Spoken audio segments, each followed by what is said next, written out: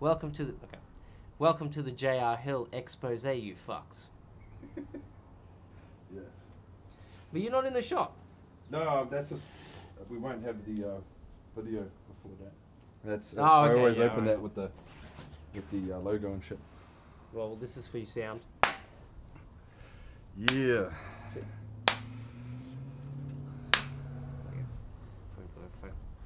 Weirdo. 5, 4, 3, 2, 1.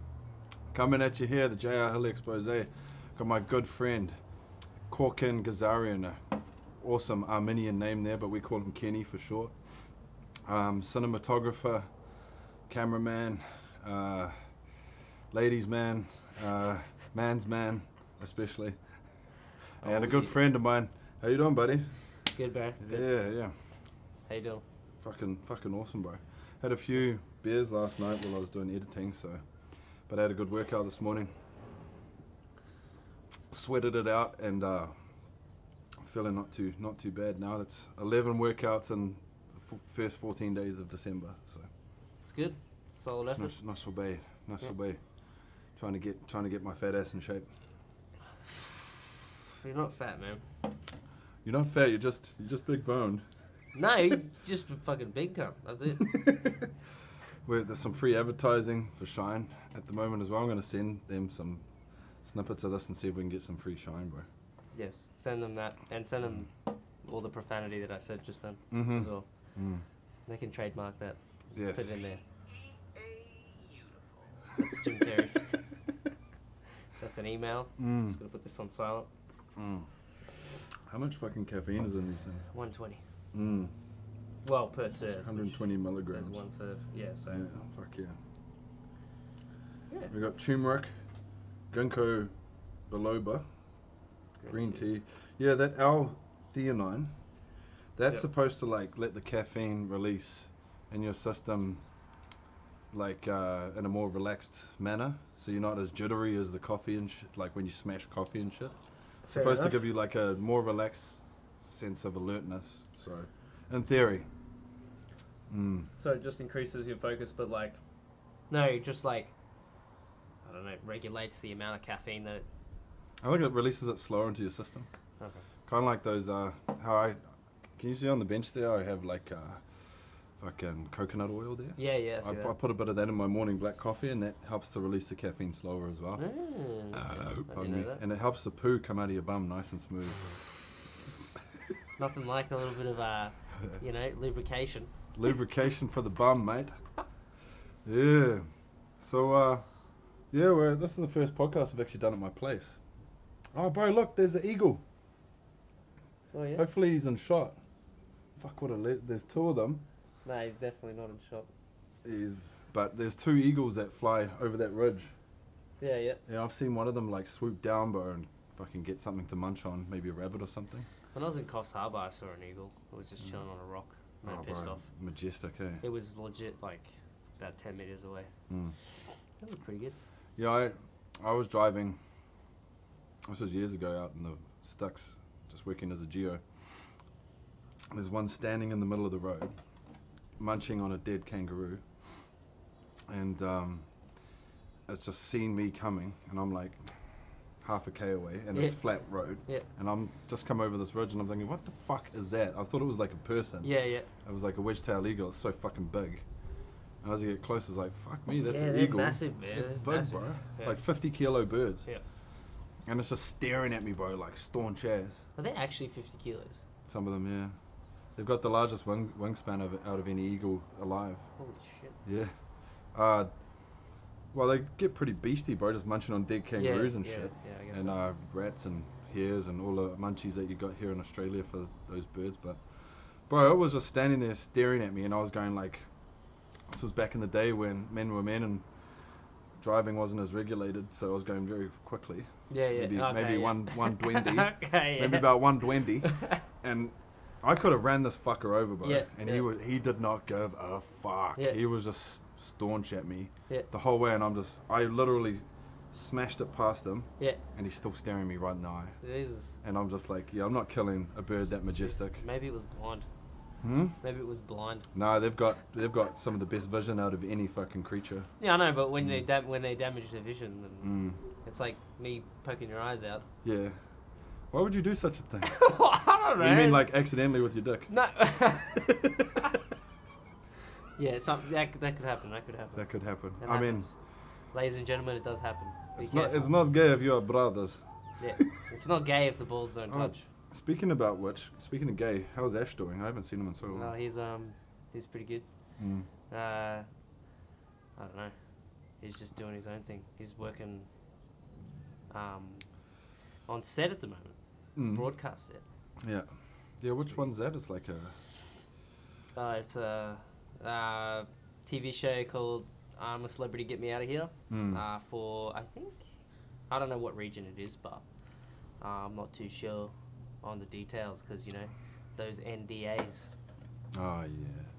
Well, I didn't sign an NDA. Yeah, but, but he doesn't say anything.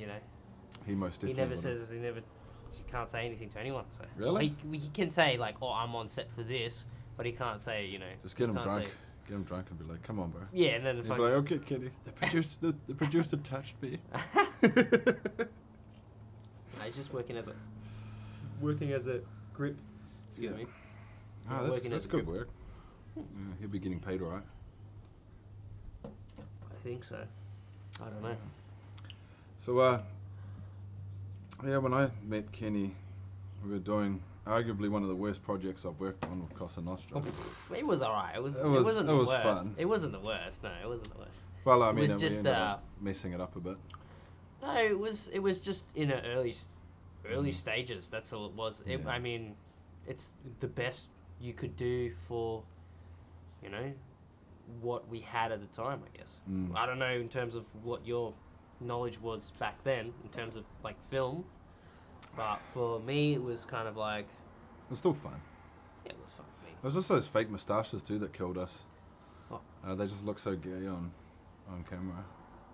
But well, what can you do, mate? Well, if you want moustaches, you get your actors to grow a moustache. If they can't grow a moustache, then they can't have a moustache. These days, Charlie, being such a great makeup artist, I know, she's like, she could get some pretty killer ones, but they're like $400 a pop. And then like you got the problem with putting it back on, taking it off, continuity. It could come off in the scene. It could, like, think of it this way: like if you're on a film and you have your actor with all this fake shit, cosmetics and whatnot. And you're in a scene, and the actor just nails the shit out of that scene, but the mustache is like half off, or his fucking face is falling off, or some shit like that. Yeah. You got to think as a director, like, we have to do it again. That was really good, and you're never gonna get that moment again. Like, you might get close to it, but you won't get as what. Well, every moment's different too, right? Yeah. Sometimes they just give you gold, eh? Yeah. But no, that was when would that have been, bro? 2013 or 14? I'm pretty sure that was like 2012. 2012. Or maybe at the end of 2012, moving on to 2013. I think you're probably right, actually. Fuck, so I've known you for 6 years.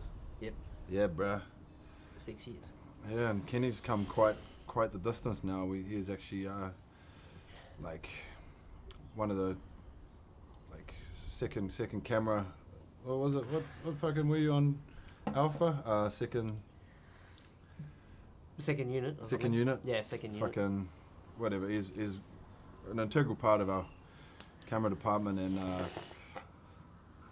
fucking you've got a degree now from Bond University? Yes. Fuck So yeah. I have a degree from Bond University, but it's just a degree. But it's like one of the most prestigious universities going around. Well, that's what they say, but that's for like law and medicine and shit like that. The only reason why I went to Bond is because of the equipment. And they do teach you the industry standard way, but it's not like, you're in the industry, you're always gonna, it's always like they teach you some things, but don't teach you all of it. Like, it's impossible to teach. They teach you one thing, but in the industry it's different. They'll teach you all the technical side of things, and what you do with it is yours to master. It's like they give you the paint, they give you the brushes and shit, but what you make is what you make. Mm. So you could be a complete idiot and do some bullshit thing that ends your career, or you can, you know, do good with it and learn. So, fuck yeah, man. But yeah, because Bond University is considered a 5-star university, bro. Like Harvard, like fucking all that shit. It's the closest thing we have down this part of the world. It's just well known. I guess it's well known, and their branding is very good. It's more formal. But yeah, no, my lectures were really good, and I did learn a shit ton compared to what I knew in 2012. But majority of that's all experience, man. Like, and I really feel like it's on the person as well, because there's a lot of people that go into my degree or any film degree, and they just don't know what they want to do. They're like, oh, I want to become a director. They want to become a producer. Yeah. Or they always want to become like director writers and, you know, cinematographers and stuff like that. But, and then they do their course, and then at the end of it, they just want to become like a sound guy or something like that. Yeah. Oh, bro.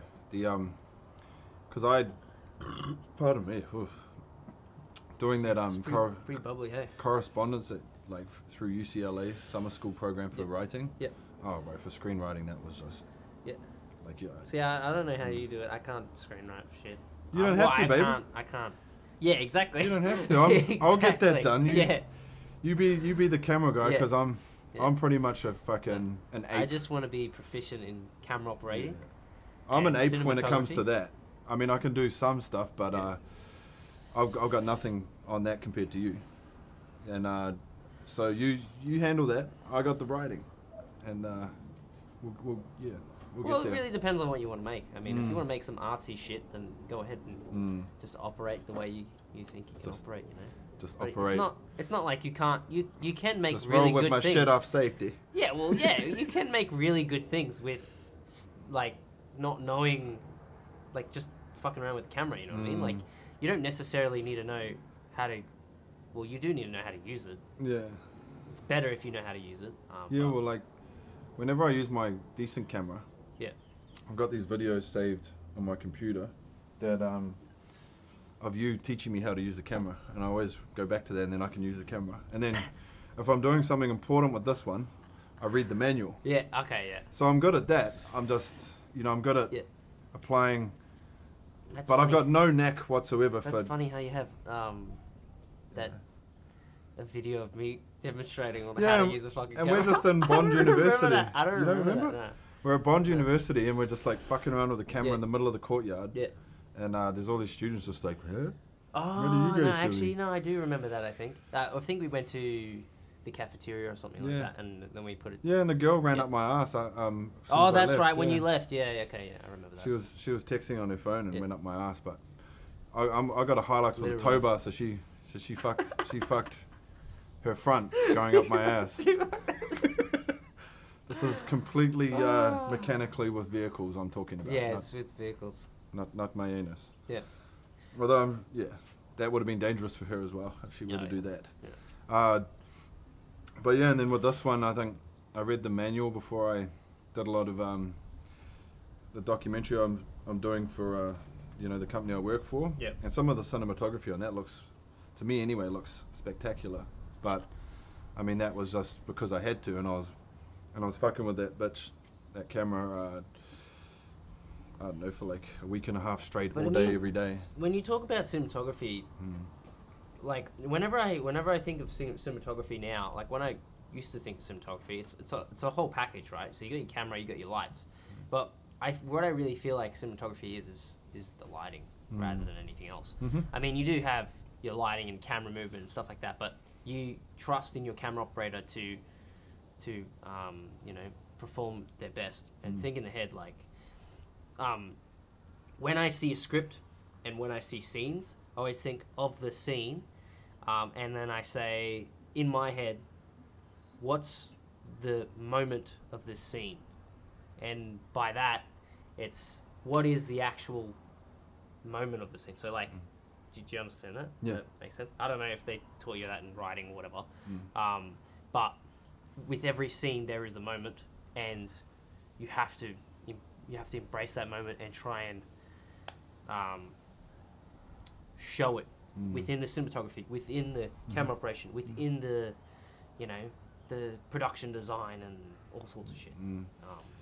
Yeah, it's like, I think within a scene, it's like a good scene still has a rhythmic progression that somewhat shadows the overall structure of the film too. Yeah, and you still get your peaks and valleys of the scene. If you think of it, if you think of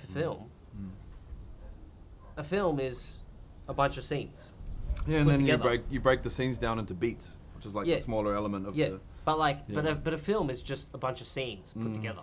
So a short film is a bunch of scenes put together, but a feature film is a bunch of many scenes, like a lot more scenes put together. But then when the scenes all come together, it creates a big story. But you still need that, you know, you still need your subplot and plot and all sorts of. I don't really know.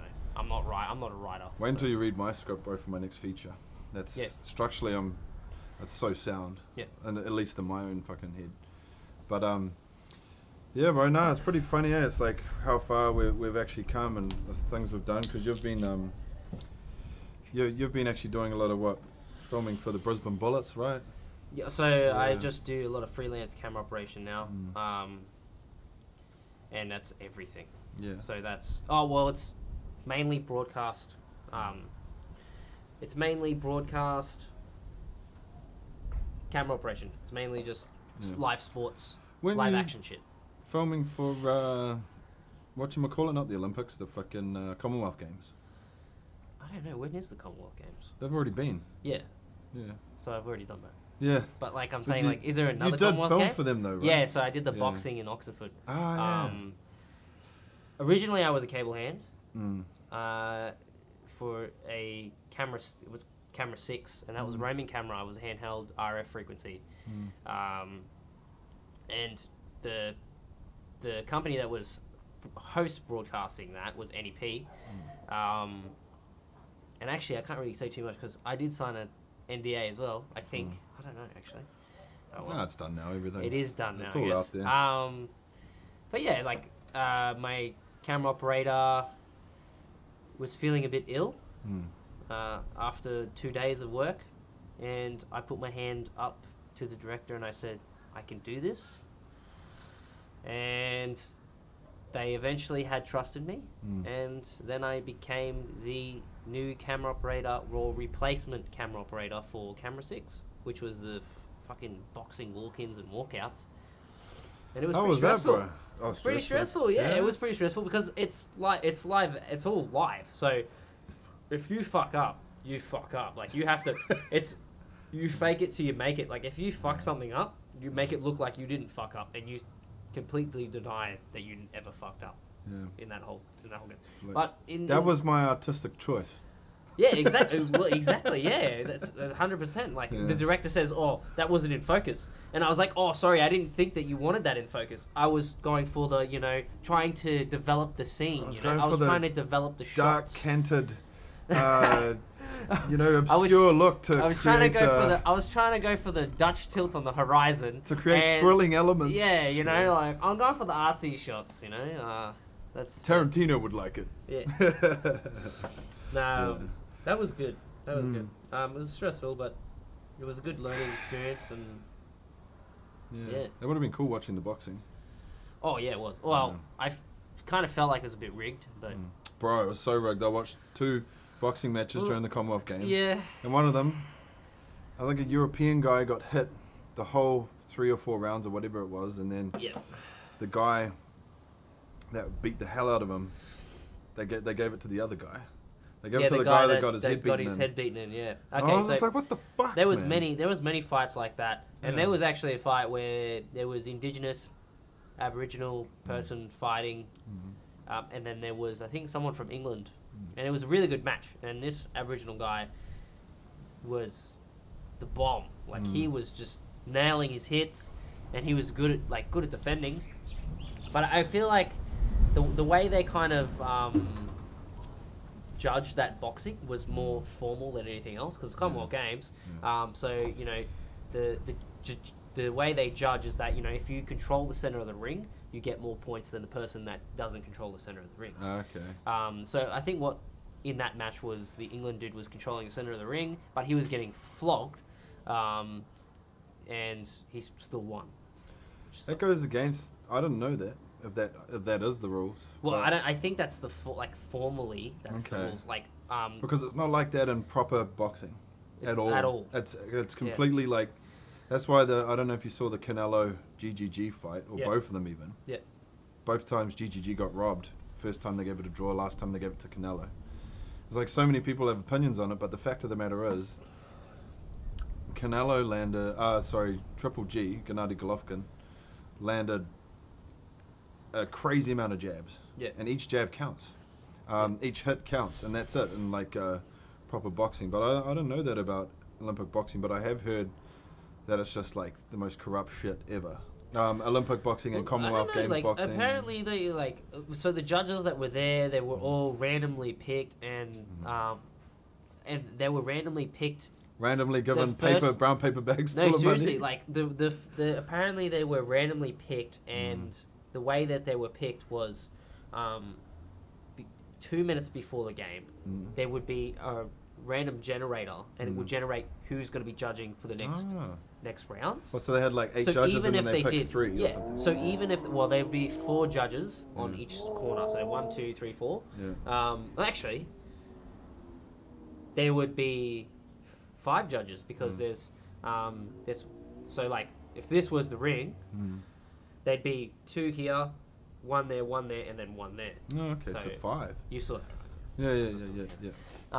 Yeah. So 5 judges, and they'd all be randomly picked, and actually, was there more judges? There's only 3 in like normal boxing, like the big time boxing. No, but there was 5. There was definitely 5 in that one. I was walking past them all the time. So,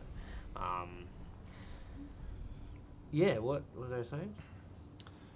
Funny. Yeah, they were. Yeah, I don't think. Well, so even if they did hand them a shit ton of money, they don't even know who's judging, unless they handed the people that own the judging company. Yeah. Which doesn't make any sense because they're all from all of these people are all like freelance. I'm pretty sure.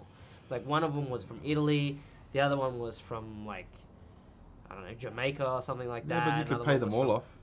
Yeah, but you don't really. Well, yeah, I guess so. You'd be like, how many judges are there? Let's pay every single one of those motherfuckers off to make sure X person goes through. Yeah. No matter what. Yeah. And I wanted to really do boxing when I was 18, but Mum wouldn't let me. Yeah. I wanted to go to the army too when I was 17. Things would be a lot different for me. But I'm glad she was the voice of reason for me back then, because I'd be a fucking potato right now if I went into boxing, because the way I'd go, not afraid to get hit, just fucking go forward and go hard. I'd be sitting there right now in this podcast just like, just a big potato. But I'd probably see you at the fucking Commonwealth Games fighting for New Zealand or something like that. Yeah, probably. I'd be like, look at this guy. You're like, look at this potato head motherfucker. There was some really good, I think it was over 100 and something kilos boxes, man. It was a New Zealand dude. And he was just having fun. They were just having fun, knocking each other, just smacking the fuck out of each other. Yeah, and they'd be fucked at the end of the day, and they'd just hug each other and be like, hey, it's all good, They probably won't be having much fun later in life. Oh, you know? No. Yeah. Who knows? Life can go anywhere. You could, do a boxing match and then become famous, and I don't know how much you're making per fight, but yeah. Yeah, it depends. Some guys make fuck all, but yeah. Oh yeah.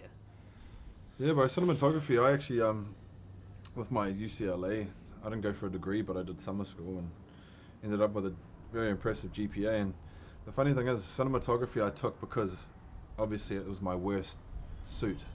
It was my worst aspect. So I was like, well, I want to take this to gain more of an understanding, and I feel I really do, bro, in a theoretical sense, in terms of the artistic way. But in terms of actual practical, putting it into practice, in a practical sense with a camera, compared to you, I'm an absolute retard. Make no mistake about it. I could, if I've got a job to do and I had a camera and a manual, I'll get the job done. Yeah. But I don't have a knack for it. But I ended up struggling my way through the cinematography course, and the guy was really cool, bro. Professor or lecturer, or whatever you want to call him. He shot for Star Trek and Ally McBeal, old Jewish dude, knew his shit, bro. So smart, And he actually emailed me, and cool dude, bro, because I was sitting on a C average. So it was like, in my final exam was that important for me passing, and he was just like giving me good motivation. Yeah, yeah. Bro, I went hard on my, because I wasn't really giving it all I could. So I was like, you know, I need to step my game up. And my final exam, I went fucking hard, bro. I spent 72 hours on it, having only slept about 5 or 6 hours in that 72-hour period. Holy shit. And I got 100%. Yeah, bro, bumped me up to an A-. That's fucking crazy. Yeah. So what did it teach you in cinematography? Like, what did this dude teach you? Oh, everything, bro. Color, like from basic color temperature to vector scopes, waveforms. I'll have to go back through my notes, but they broke apart everything. Yeah. And so every time I go back through my notes, it's like, oh yeah, no. And I just learned something, something new. And it's really technical, but then me being me, bro, having so much focus elsewhere, a lot of it, you forget it, but then it comes back when you read it again. Yeah. But it's like, it's still like a lot of it was obviously just theoretical understanding. So putting it into actual practice and lighting a scene perfectly, and all that stuff, it's like that's a whole nother kettle of fish to get that perfect. But then hardly any cinematographers get things as perfect as they want them either. It's like, it's so tough, isn't it? Well, it really depends on, as a director of photography, you work very closely with your director, obviously. And if you're, like, as a director, you'd have trust in your director of photography to get the shots that you want. So you as a director, say me as a director of photography, you would have that trust in me to get the shots that you believe are the best. Yeah. And for me to do that I'd have to use a pre-production, So it would be either on the day in the morning, or it would be, obviously before that. Yeah. Depending on. So I feel like I've got enough knowledge from a director's standpoint, in terms of to communicate to directors of photography, and I've in the past come up with some pretty good results. And this next film, I'm really looking forward to, bro. Really looking forward to it, bro, because it's going to be really tasteful and look really good. Yeah, baby. And lighting's one thing I've really got my head in the game about, but I'm actually going to do my own cinematography plan as a base, and then involve the director of photography and others as well to give me like more of a perspective on it from a more of a pro's perspective of like that's your guys' job, and it's. I mean, if you want to do that, sure, but what I would kind of recommend is just focus on your frame and where you want your frames to be. Let the director of photography just light it for you. Like in terms of you have like them the techniques you have an I want. idea, you have like you have your beats. So say like this scene is a murder scene or something like that. As soon as I hear that, I'm like, okay, maybe some hard lights. Yeah. Make it look a bit gritty. Yeah. Like. Oh, for sure. I mean, there's some techniques I want and a certain look I want, but then a DOP is always going to give you something that is way over your head too, I think. Which is great. Yeah. Yeah. Well, it really depends on the person. Yeah. It's like I'm looking forward to it, bro. It's such an organic process. Yeah. But yeah, it's like something I've chipping away at too, bro. Understanding your guys' neck of the woods, in a cinematography sense, but it's still like, I'm trying to gain understanding in so many aspects. But where I'm a pro at is, writing the story, coming up with the narrative. So it's. Well, that's what you should really nail it. Really focus and nail on, and then just try and get your director's vision in there, and you just, I don't know, do up a little treatment, and then just put whatever lighting style or whatever color, space, and stuff that you're going for. Give that to your DOP, give that to your crew, and then your production design will see it, and they'll be like, this is the production design he wants, this is the cinematography he wants, this is some of the looks he's going for, and they'll all come together and they'll just With my particular next film, it's like depending on which scene it is, but as a base, a lot of it's going to be like a real neo-noir. So like if you were writing your treatment, you'd be like, I'm looking for a neo-noir style, and then you get screenshots from other like Sin other City, scenes and stuff like that you'd like, and you kind of like mash it Sin together. City, and that's one that comes to off the top of my head, and Seven. But Sin City is like a bit of a mash up of It's everything. kind of like a comic book look, though. Yeah, but Yeah. it's like, well, because every different scenario is lit differently. if that And makes sense. that whole fucking thing was done with blue screen and green screen. Well, I The don't whole know. I don't know the too whole much about thing, the whole thing, bro. None of it was done on location. It was all done in a warehouse. The entire thing. that. Oh yeah, that's right. I do remember seeing. Yeah. I do remember seeing behind the scenes stuff of that. It's pretty incredible what he did. But yeah, bro, no, that's what I'm going for, and I really want because there's so much blood in my next film. It's like I really want that to pop against a neo-noir backdrop, for the most part. But then some scenes are going to be lit, like, you know, there's going to be iconic scenes in the country with the red Australian earth, and you know, people getting killed and the blood spilling onto the red earth. So those are like really iconic scenes where it's like, well, how are we gonna make that look? And obviously that's going to be natural lighting. You know, majority. So. But yeah, bro. No, it's gonna be totally cool. Yeah, no, I'm pumped. It's gonna be good. Yeah, bro. So what you got going on coming up? So tomorrow I'm working. Bullets again? Yep, Bullets. They're versing the Adelaide 36ers or 39ers. I don't know. And then on the 22nd, another job. But who knows? I might get an email or a call somewhere. More jobs coming between that. I didn't even. You didn't hear this from me, but I didn't even know I had a job tomorrow until I got an email about 3 days ago. So, yeah. What kind of equipment you on with the Brisbane Bullets games? We just run EX3s and P2s. So Panasonic P2s and EX3s, and that's pretty much it. Are they easy to operate? No. Depends on what you mean by easy to operate. Yeah. Like, so when I could a when I was at caveman like university, me be able to do it with enough training? Well, yeah, obviously with enough training, you can definitely use it. Yeah. Really, like if you know, so you know how to keep things in focus. You know how to adjust your iris on the fly, and you know how to use a servo, which is the zoom demand on a lens. And you know how to, all like the kind of settings in there that you can kind of adjust, like the white balance, the shutter speed, and everything like that. So when the director asks you, change this, change that, or change this, you can do it. Then you can do it. But you need, well, obviously, and then you just got your framing. Make sure you keep the subject in the frame, because if you don't, obviously the director's gonna be like, "What the fuck are you doing?" So with those Brisbane Bullets games, how many camera operators do they have around the court? Heaps.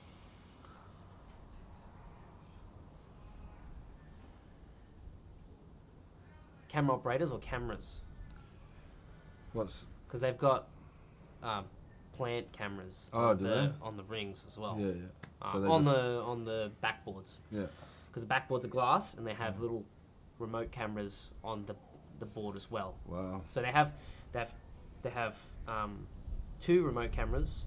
Probably, depending on how big the game is, they might have one RoboCam in the ceiling or something like that. And then they'll have 2 camera operators on each side of the court.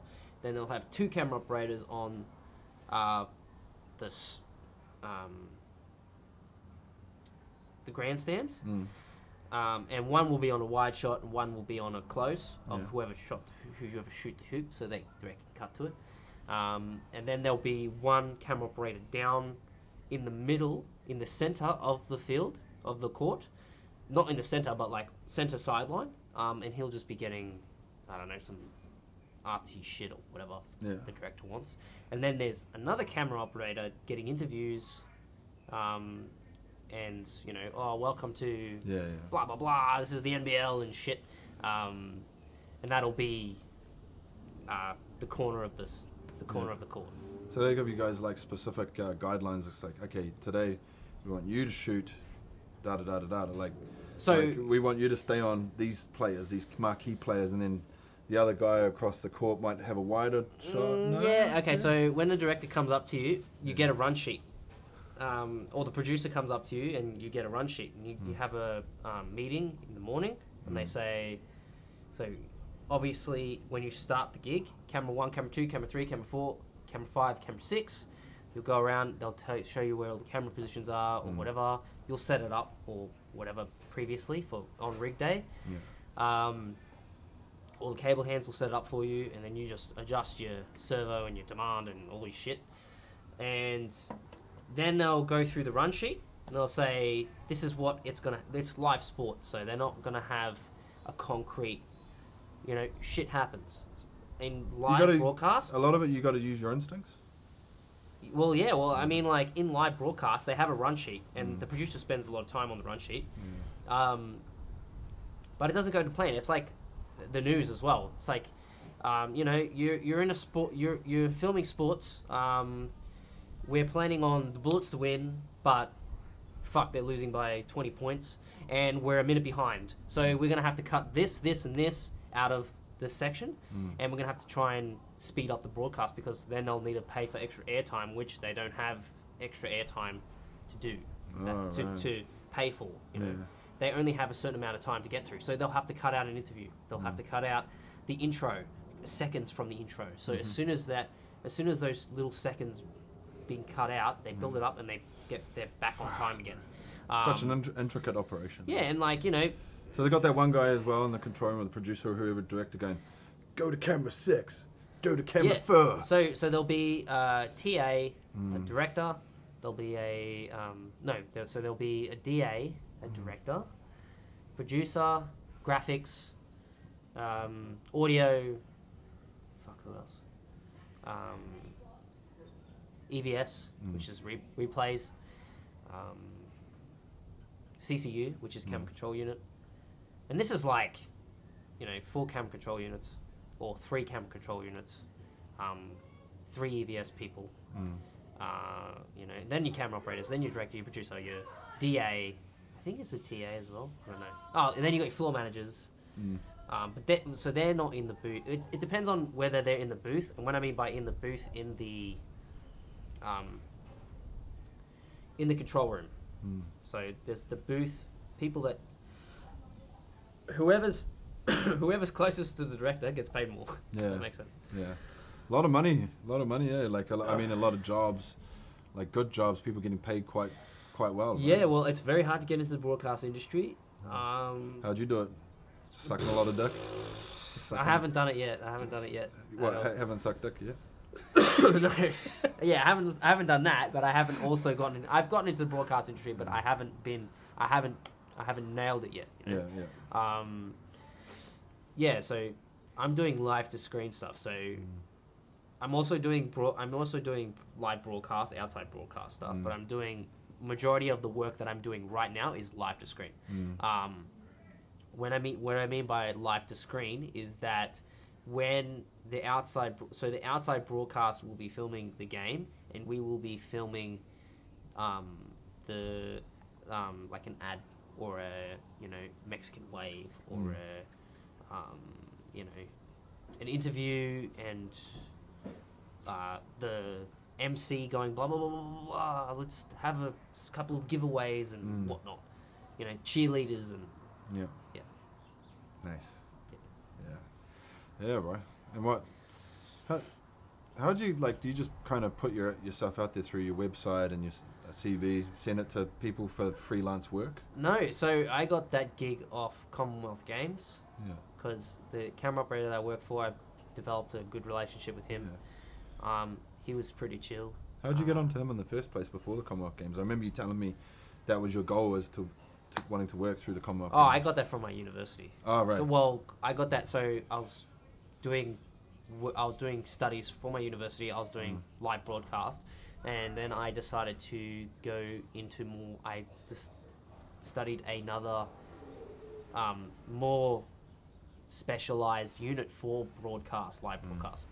And when I did that, we got introduced to a person that handles student affairs and teaching and stuff like that. teaching like broadcast and getting them work experience and stuff like that. So I did work experience I was doing EVS for the Australian Swimming Championships. And that was fucked. That was crazy as fuck. Yeah. These guys, EVS, replays is editing live television. Like legitimately editing live television. Slowing it down. So what, they've got like a 30-second window maybe, or a minute window, like delayed? No? No. So it's just like, we're going to use that camera there, that camera there. Like, boom, boom, boom, boom, boom. I punch you in the face, the director says, we need a replay of that, or he doesn't even say we need a replay of that. The guy's there with the replay already. As soon as I'm here, he's on the spot. He's got his replay ready, and he's ready to jam. There's camera 1 there, camera 2 there, camera 3 there. Camera 3 is getting a color shot of somebody laughing in the background that I punched you in the face. Yeah. Camera 2 is... As you can see from the replay, we know why Kenny punched Jeremy in the face. Seriously? Jeremy stuck his finger in Kenny's anus. What? And Kenny did not take well to that. Hence why he punched Jeremy in the face. Yeah. Yeah. Fuck, that's incredible though, eh? Yeah. But that's not even like... When you're in broadcast and you don't know what you're doing, everything is so fast when you jump into that world. But as soon as you know what you're doing, it all slows down. Do you think that'll help you in the long run with a lot of the things that you want to do, like film? Or do you think that's like a complete separate subset of skills that is kind of over there and film's more here? Well, not necessarily. I mean, suppose it'd be good for chase sequences with multiple cameras or something. Well, in theory. Well, it depends on how you think of it. Because I'm a camera operator, so I can use the camera skills that I've developed. I actually train my eye. So I do a lot of eye training and hand-eye coordination tests on my computer, and I train my eye for like about an hour, right? And what that does is it improves my ability to see my peripheral. Have you ever heard of that guy that basketball? What's his name? He's like he's like a very famous basketballer. It's not Michael Jordan. I think it is Michael Jordan, or maybe it is. But he would walk on a footpath or something like that when he was younger, and he used to train his eye train his peripheral to see his hand. So if he'd be looking forward, and he'd be able to see both of his hands here, and he has the ability to see that. So that's how he became a famous basketballer, because when you're in basketball, you're looking at the ball, like you're looking at the I don't know what professional basketballers do, but they're looking at the defense when they're attacking. And if some guy comes over here and he's there, he can easily go, and you know.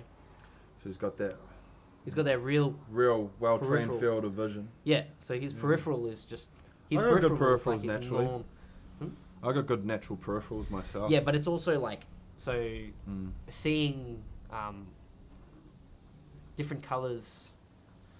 So seeing like low contrasted colors, if that makes sense. Yeah. So instead of seeing high contrast, you see very low contrast colors, and you can spot them out. Like you can look at that wall, for instance, and be like, that is a little bit lighter than all the other greys or something like that. Yeah. If that makes sense. Yeah.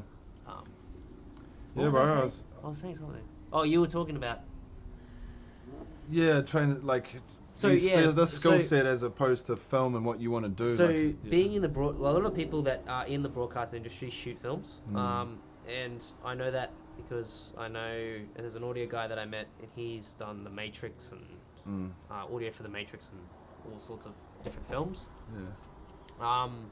It really just depends on if you want to use that skill set in the film industry. You can in a way, but. It's really hard. Like as a camera operator, I could use a broadcast camera to shoot a film. If I wanted to, I could use a broadcast lens to shoot a film. But it's different in a way, because in broadcast you have your camera operator, your cable hand. But in film you have your camera operator, your first AC, your second AC, and then you have your DITs or whatever. You have your you have a whole, like it's a stop and start. It's not this is happening now, shoot it now type of thing. I mean, it's funny, and it depends with stuff like that how you look at it too. It's like, in theory, it's like if it's on the go non-stop, it's harder, right? But then if it's stop-start, then it's actually the quality you're concentrating on. Yeah. You know, which actually can be very difficult, and I mean, more attention to detail. In broadcast, you do have dollies and you do have cranes and jibs and helicopters and all sorts of shit. And to get the shot right is very hard to do because it's all live. But you just roll with the punches. So like you fake it till you make it. You get the shot, and the director likes it, he'll cut to you. If he doesn't like it, he's not going to cut to you. You're going to know that, and you're going to give him a different shot, right? With film, it's you can all pre-plan it. You can all, you know, sort it out in post, in pre, not post. Don't sort it out in post. Sort it out in pre. We'll sort it in post. No, none of that. Yeah, you sort it out in pre, and then you just get to it. Yeah. I don't know. It's different, man. Like I can't really explain it. Like I can use the skills that I learn or that I use in broadcast in film, but as a camera operator's perspective, if I was just purely camera operating, I could definitely use those skills. If I was using, if I had the knowledge of how to use the camera, which all cameras are practically the same. You learn one camera, like so say I learned the Sony F65, which I have. You learn the menus, then you'll know how to use an Alexa. You'll learn how to use, a Red. You'll learn how to use, in a sense, they're all the same. Yeah. But obviously they have different cons and pros, and sometimes shit overheats or it busts, or, But if it was shooting in film, like if it was film instead of digital, then you'd be fucked. Yeah. The digital age is, we're so blessed really, to have the technology at our fingertips. Like, it really is incredible, bro, to be able to do what we're doing right now. You just think about how much more difficult it would have been to do those shitty little short films for guys in the pre-2000s. Oh, yeah. They'd have to get their hands on film, which costs a lot of money. Yeah. And it's just like, the digital side of things is just, so much room to do so much more. It's like, we fucked that up. It's like, let's do another take. With film, it's like, imagine doing a short film and it's like you can only afford a certain amount of film. So it's like, you've got like 3 takes to get this right. But I mean, in film school, the way that I've learned is that you always rehearse. You rehearse as much as you can. Like, fuck what everyone else says in terms of, you're doing too much rehearsals. The actors are going to lose energy. If they're good actors, they're not going to lose energy. Yeah. If they do their job properly, they're going to give you the best performance when the camera's rolling and when it's not rolling anyway. They're actors. That's their job. That's what they're meant to do, type of thing. Yeah, rehearsals as well. It's more like just getting the blocking right, and then... Yeah, but like, there's a technical the space rehearsal. In place for the actors. There's technical rehearsal, and then there's the... performance rehearsal. Performance rehearsal, and you can do those at the same time. Yeah. So in that case, if camera department sees that there's a fuck up in there, like there's a boom in shot, or there's something. Well, it's not a camera's problem. It's fucking sound. Fuck them. No, don't fuck sound. Sound is very important. Incredibly important. But yeah, like if something along the line happens, I feel like you. Instead of rolling and then going take, and then having your editor, if you don't have a script soup, or if you don't have,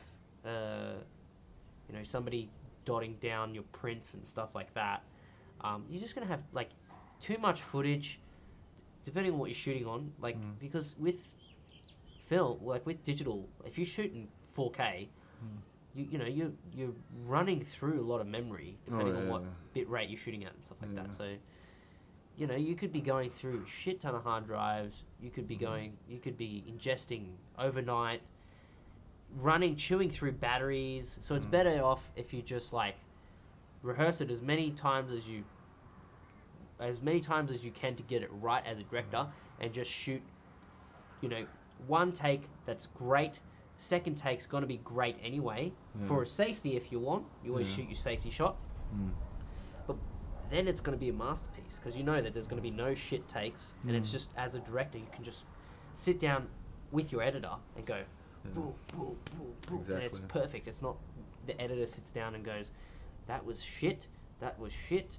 Let's try and make this better. It's less work for the editor, and it's less work for yourself, and it's gonna be. If it's less work for the editor, they're gonna make it as like in an editor's perspective, they're gonna make your film, the story great. You know, in their mind. Yeah. They're gonna give you the best. But if there's so many fuck ups in there, like the sound's fucked, the this is fucked, the that's fucked, they're gonna be focusing on that, and they're gonna make your film good instead of having it perfect and then making it better than perfect. If that makes sense. Yeah. No, and it's fuck. What was the have you got a masterclass subscription? No, I don't. Oh, bro, you've got to get on that. I did. I've done so many this year, and one of the ones along the lines of what we were just discussing, like Ron Howard. You know who he is? No, I have no idea. Oh, bro, he's a wonderful director. Yeah. What's some of the things that he's directed you might know? Have you seen Rush? Yeah, I've seen Rush. Good film, eh? Yeah, he directed that.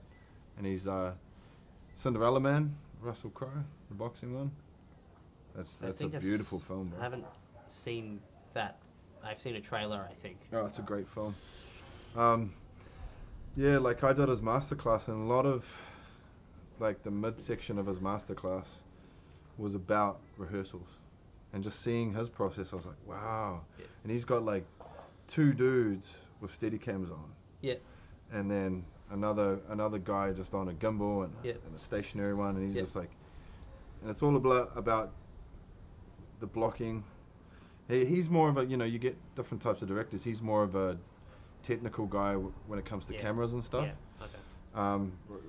Whereas you get like a Tarantino, right, who's like story and.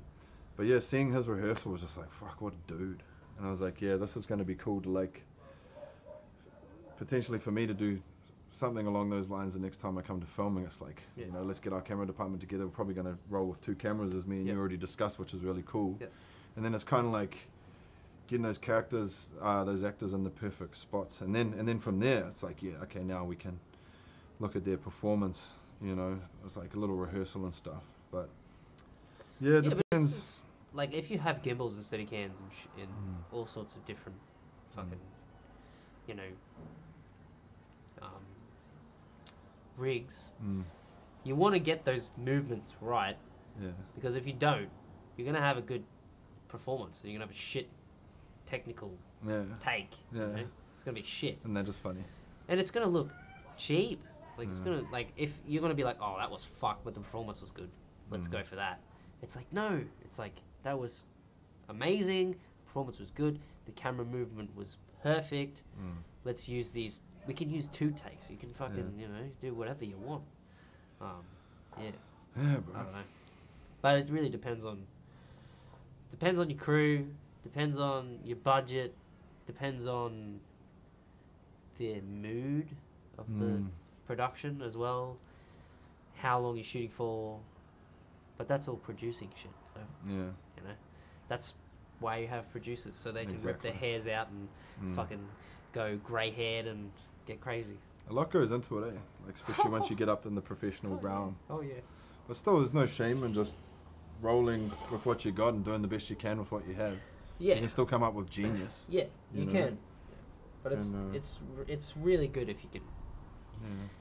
Obviously, if a film can afford it, you get the best shit that you can possibly get, and you shoot it on the best, and you shoot it with the best. And that's why we're so lucky in this day and age. You can actually get so much incredible technology for a relatively affordable price, in theory. Yeah, it's like, but you can always get better. They say you can shoot a film on a fucking iPhone these days, but you can't. I don't know. You can, but it's shit. Yeah. You can't. So, like, you can shoot a film on an iPhone, but it's not going to be good. It's going to be shit. So, it's not going to compare to an Alexa. It's not going to compare to a Red. It's not going to compare to a Panavision camera. Well, even just a fucking good HD camera. There's so much more you can do. It's not going to be compared to a HD camera as well, because even that camera. You can't adjust anything. Well, I mean, you can, but it's different. Yeah. No, and it's like there's so much to learn too, bro. Like I'm just constantly learning, constantly getting after it. Got a long way to go there, but every day just getting stuck into it, eh? Like I've been going really hard lately with all the stuff I've been doing, and it's like I just feel like there's just that much to learn, that much to do. It's like I'm just constantly getting after it, but it's something I'll always be chasing, because it's like you're always going to be a student in this game. If you feel like you know everything, you're fucked. Exactly. Yeah. Oh well, you know, you're not wise if you say that you know everything, because you don't. Yeah. You fucking don't. It's impossible. You don't know everything, Yeah. and like even talking to you now, you learn. Like talking to me, talking to you, and then me listening to you, you listen to me. You know, you learn from each other. Like you can't. Well, you can learn a lot from almost anybody as well. Yeah. Most people are going to have something that they know that you don't know. Yeah. You know, even if you're a lot smarter than that person, or if you think you're a lot smarter than that person. It really depends on what you call smart. Well, because it's like, what are you smart at? like Everyone's smart at something. Well, most people are smart at something and retarded at other things. Yeah. And vice versa. So it's like, are you smart at, like, what's smart? Is smart being more knowledgeable about everything, or is smart being more, you know, knowledgeable about one particular thing? Yeah, you know, so yeah, you do bump into a fair bit of those people, but you can tell, like, if especially in this industry, like if they show some form of, if you're a big Hollywood director or somebody who has a very good name, you can do whatever the fuck you want. You can shit on people if you want, and they'll take it, you know. But if you're in the industry where it's when you're kind of like, you know, B grade, C grade, or you're B grade, technically B grade, because you're not A grade. There's no fucking way. You're A grade when you earn a shit ton of money, or you know, you're very successful at making films, and even then you're probably still B grade. Yeah, like if you have that blocked sense of, you know, learning, thinking that you know everything, you're not going to get anywhere. You're not going to get to that point, you know. Oh yeah, I still come at roadblocks, you know, all the time with what I'm doing. You know, like now I'm getting into the editing, coloring side of things, and I'm still definitely a neophyte, although I feel I'm improving and really learning. It's like you come to a roadblock, and then I might call you, or do a, you know, a lot of the time I'll call you, or I'll do like a tutorial online, and I'll just realize how much of an ape I really am, and how little I really do know. You know, but I'm going after it, bro. I'm after it, and eventually I will get to a place where people will be like, "Damn, that guy's good." You know what he does. Well, you are good at what you do. It's just I love you just too, gotta. You've just gotta like, just keep doing it. And just that's keep it. getting after it and keep learning. Just keep doing shit, and that's it. You keep doing. You never fucking get anywhere doing nothing. You know? You're just gonna keep at it. Like, there's a lot of people in the general sense of a work environment or just doing something. They kind of like half-ass it, and they don't really do anything. And they just say that they've done this and they've done that, but you've done this and you've done that, but what are you doing now? You know what I mean? A lot of people live in a comfort zone and they love it there. Yeah. Well, a lot of people are just like, oh, I've done this, I used to do that. It's like, you've done this, you've used to do that, but what are you doing now? What are you doing right now, motherfucker? Like, oh, I used to ride a skateboard or something like that back in the day. Well, are you doing that now? Why aren't you doing that now? Type of thing. Obviously, maybe you have an injury or something like that, but I don't know. Yeah, bro, it's like a lot of people do get set in a nice comfort zone as well, but it's like I don't feel like much growth takes place there, you know? Oh, no, not at all. You got to be in a place where you're less comfortable and you're going to grow more and learn more. It's all about being passionate as well. You know, a lot of people do work, career, they're not passionate about it, they just do it for the money. Yeah. They just do it for their parents' sake, because their parents are like, become a fucking lawyer, become a doctor, become a fucking this or that, you know? There's no money. My parents told me, there's no money in what you want to do. Yeah. I'm like, are you sure? They're like, yeah, and I'm like, I'm pretty sure I'll be able to get jobs. I'm pretty sure I'll be able to get work. In a sense, when I was, 17 years old, I was like, if I'm passionate in something, camera just turned off, so I got to replace the battery. Should we take a break then? Yeah, let's take a break. Cool. You want a coffee or? I might have a coffee. You want to try it with coconut thingy? coconut oil, mate? Wait, what happened? It didn't even turn off. I don't know.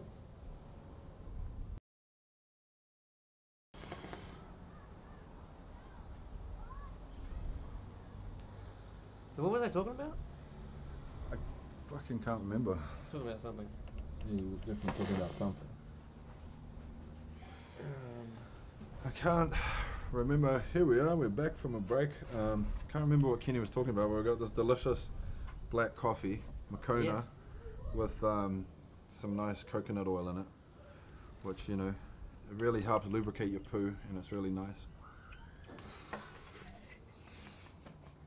We were just having a conversation beforehand. Poo just slides out. The poo just comes out, and it feels nice and like, Ooh. I don't know, just kind of falls out nice and lubricated. It's like a 5-star shit. Oh yeah, I reckon coconut oil is really good, eh? But in theory as well, what it does with the coffee is helps to slow release the caffeine. Yeah. That's good. I need caffeine. Oh fuck yeah! But it's not caffeine; It's a bit it's hot. alcohol, right? Yeah. So. Yeah, bro. What were we even? I don't know what we were talking about before, but anyway. So how's the script going? I reckon it's really awesome, bro. Like I'm not swinging for the fences as much in terms of like, you know, Alpha Mascu was a real kind of artistic style, Yep. like film and narrative. It's like kind of swung for the fences a little being the first film. This one's a little bit like more like it's tighter. It's a genre film. It's structurally very sound, subtextually and thematically very sound. But I think there's a lot of wiggle room too for the actors to bring a performance that'll make it pop from the blueprint that is the script. Yeah. And I feel like I'm just going from strength to strength, bro, because that's one field where I know, like, I'm a pro, but I still got so much to learn. Yeah.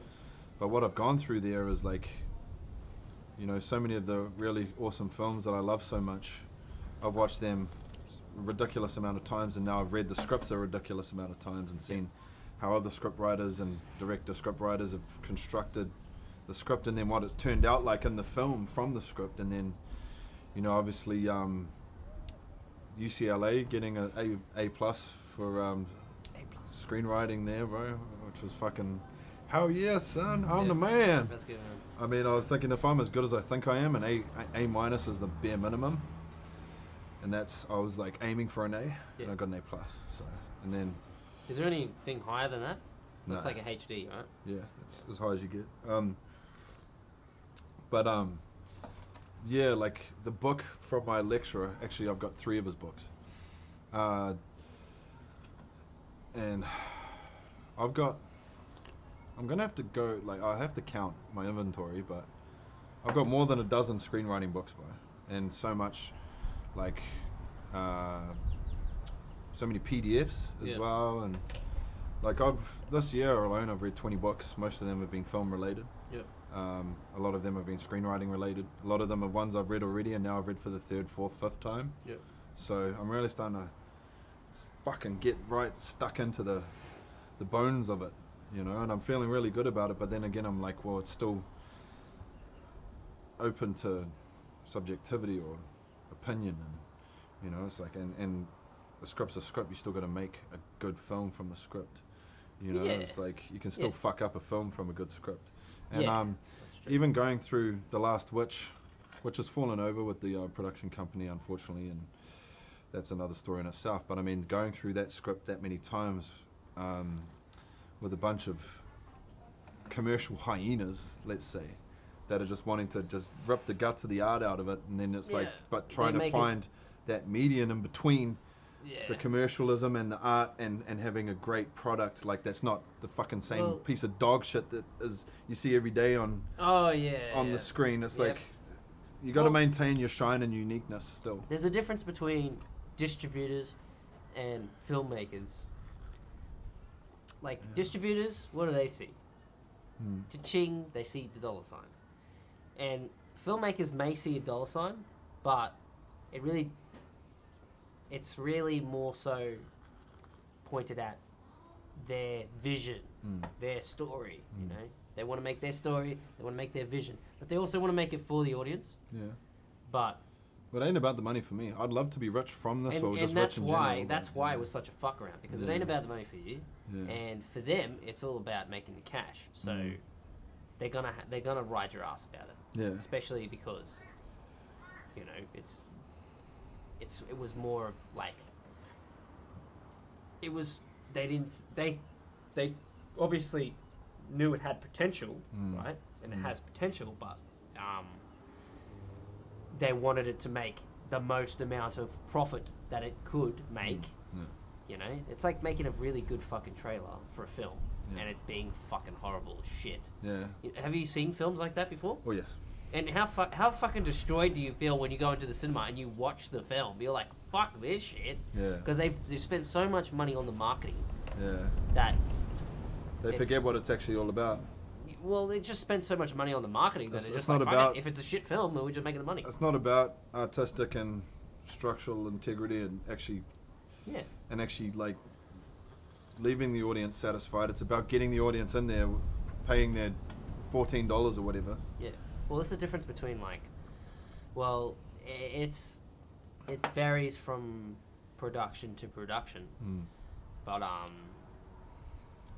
that's the difference between, you know, Hollywood big budget films and indie films. You know, there's big budget films out there that spent $30 million and, you know, flopped so hard that because the story was fucking shit. Yeah, they only made like what?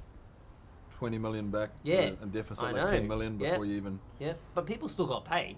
Yeah. You know? But the investors probably never gonna fucking invest in those that people ever probably again. Not. Yeah, you know. But you know, some films have the best cinematography and the best visual effects and everything like that. But when it comes to the story, it was shit, and nobody watches it. Like, I don't know. There's so many different films that have gone through film competitions, and they've been shot on very shit ass quality cameras, like basic, like not just low grade cameras. But good enough. Low grade, like, good enough, but not so much as to what you would call industry standard. If that makes sense. Yeah. And they've won awards. They've gotten a lot of money. They from a $1 million budget film, they've made $30 million, $40 million. That's insane. Like, yeah, well, you got Napoleon Dynamite, which made. I mean, they did that for like 60 grand, but then I think the production company that bought them pumped like $1 million or so into the I don't even think it was that. I think it was $500,000 into advertising. Yeah. And then that made over $200 million at the box office alone. You know, and that was just like an indie film that was done really well. Yeah. It's quite funny. Have you seen it? Napoleon Dynamite? Yeah. It's funny, like. Yeah. That's really good. We should vote for Pedro shirts. Yes, we should. We should. Yeah. What were they saying? Me and you could probably play Mexicans in a film. Oh, I could definitely play Mexican in a film. When I had my mustache for Movember, the missus said I looked like I was in the cartel. And a rapist. I think she didn't like it. I think that goes with all people that have mustaches. Yeah. Oh, there she is. Hey. Yeah. Yeah. Yeah. I don't know. Some guys can rock them. I definitely can't rock them. You don't think so? I think you'd go alright. Nice dark moustache. No. Just look like a Mexican. I don't even want to rock a beard anymore. Like, the designer stubble looks good. Yeah, I do this. Looks perfect. That's all I would do. You know, I go to a shop every day and they cut it just to they measure it out with the ruler and they go, it's 2 mil, baby, and they just go. Yeah, that I don't actually do this myself. That looks incredible, bro. It's designer stubble. I do it myself. It's not designer stubble. Calvin Klein trademark. No, it is Kourken not. Ghazarian. No way. You look like you could be in magazines with that. No way.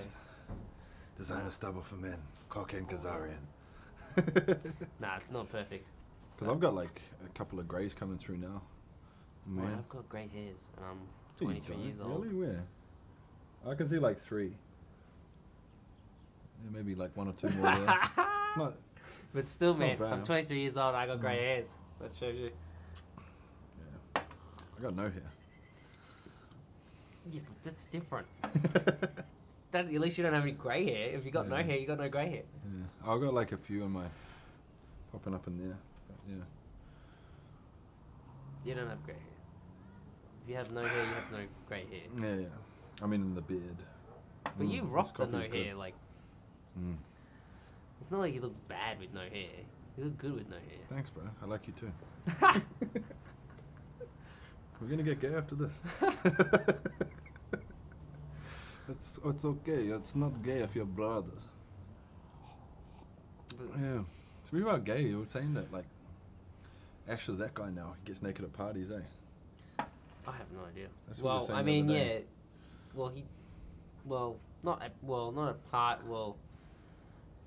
Not at parties, but if it's with the fellas, you know, he would do the occasional whip it out and be like, "Look at this," and everyone would be like, "Oh, Come on, bro, put it away. yeah." Yeah. But you know, you need the microscope. He'd hold out the microscope as well. You know, be like, "Look at this," and you'd have to look through the microscope, you know, and see. Yeah. I used to be that guy, the naked guy. So that's Yeah. that's why I respect that. Yeah, that used to be my jam, bro, when I was young. Yeah, because you guys are like 11 years younger than me, so you guys are just. I'm still a puppy in this game, but you guys are truly puppies in this game. You know, we got a long way to go. A lot of time, bro. Yep. A lot of time, son. A lot of time. Yeah. It's pretty short, actually. It's like it hasn't like it doesn't feel like it's been a long time. Like what, 6-7 years since I first kind of got into filming. It's so cool you got into it so young. Yeah, but not really, not professionally. Like, you know. Yeah, but you bullshit knew what you films wanted to do, and you started learning. You got yourself a camera. Yeah. Started fucking with shit. Yeah. I mean, that was me at the age you are now. Yeah. You know, that's actually I was even older than that. I was my first. I mean, at the age you are, well, technically I started reading screenwriting books when I was like 19 years old.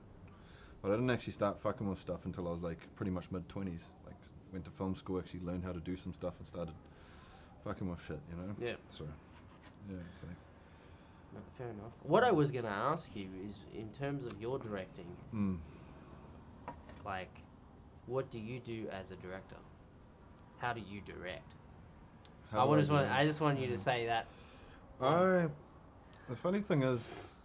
Because I'm pretty sure, like, a lot of people think, like, want to ask, you know, obviously you're making a feature, you made feature films, you're making feature films, you make films, and you're a director, you're a writer. So what's your method of directing? On set. Yeah.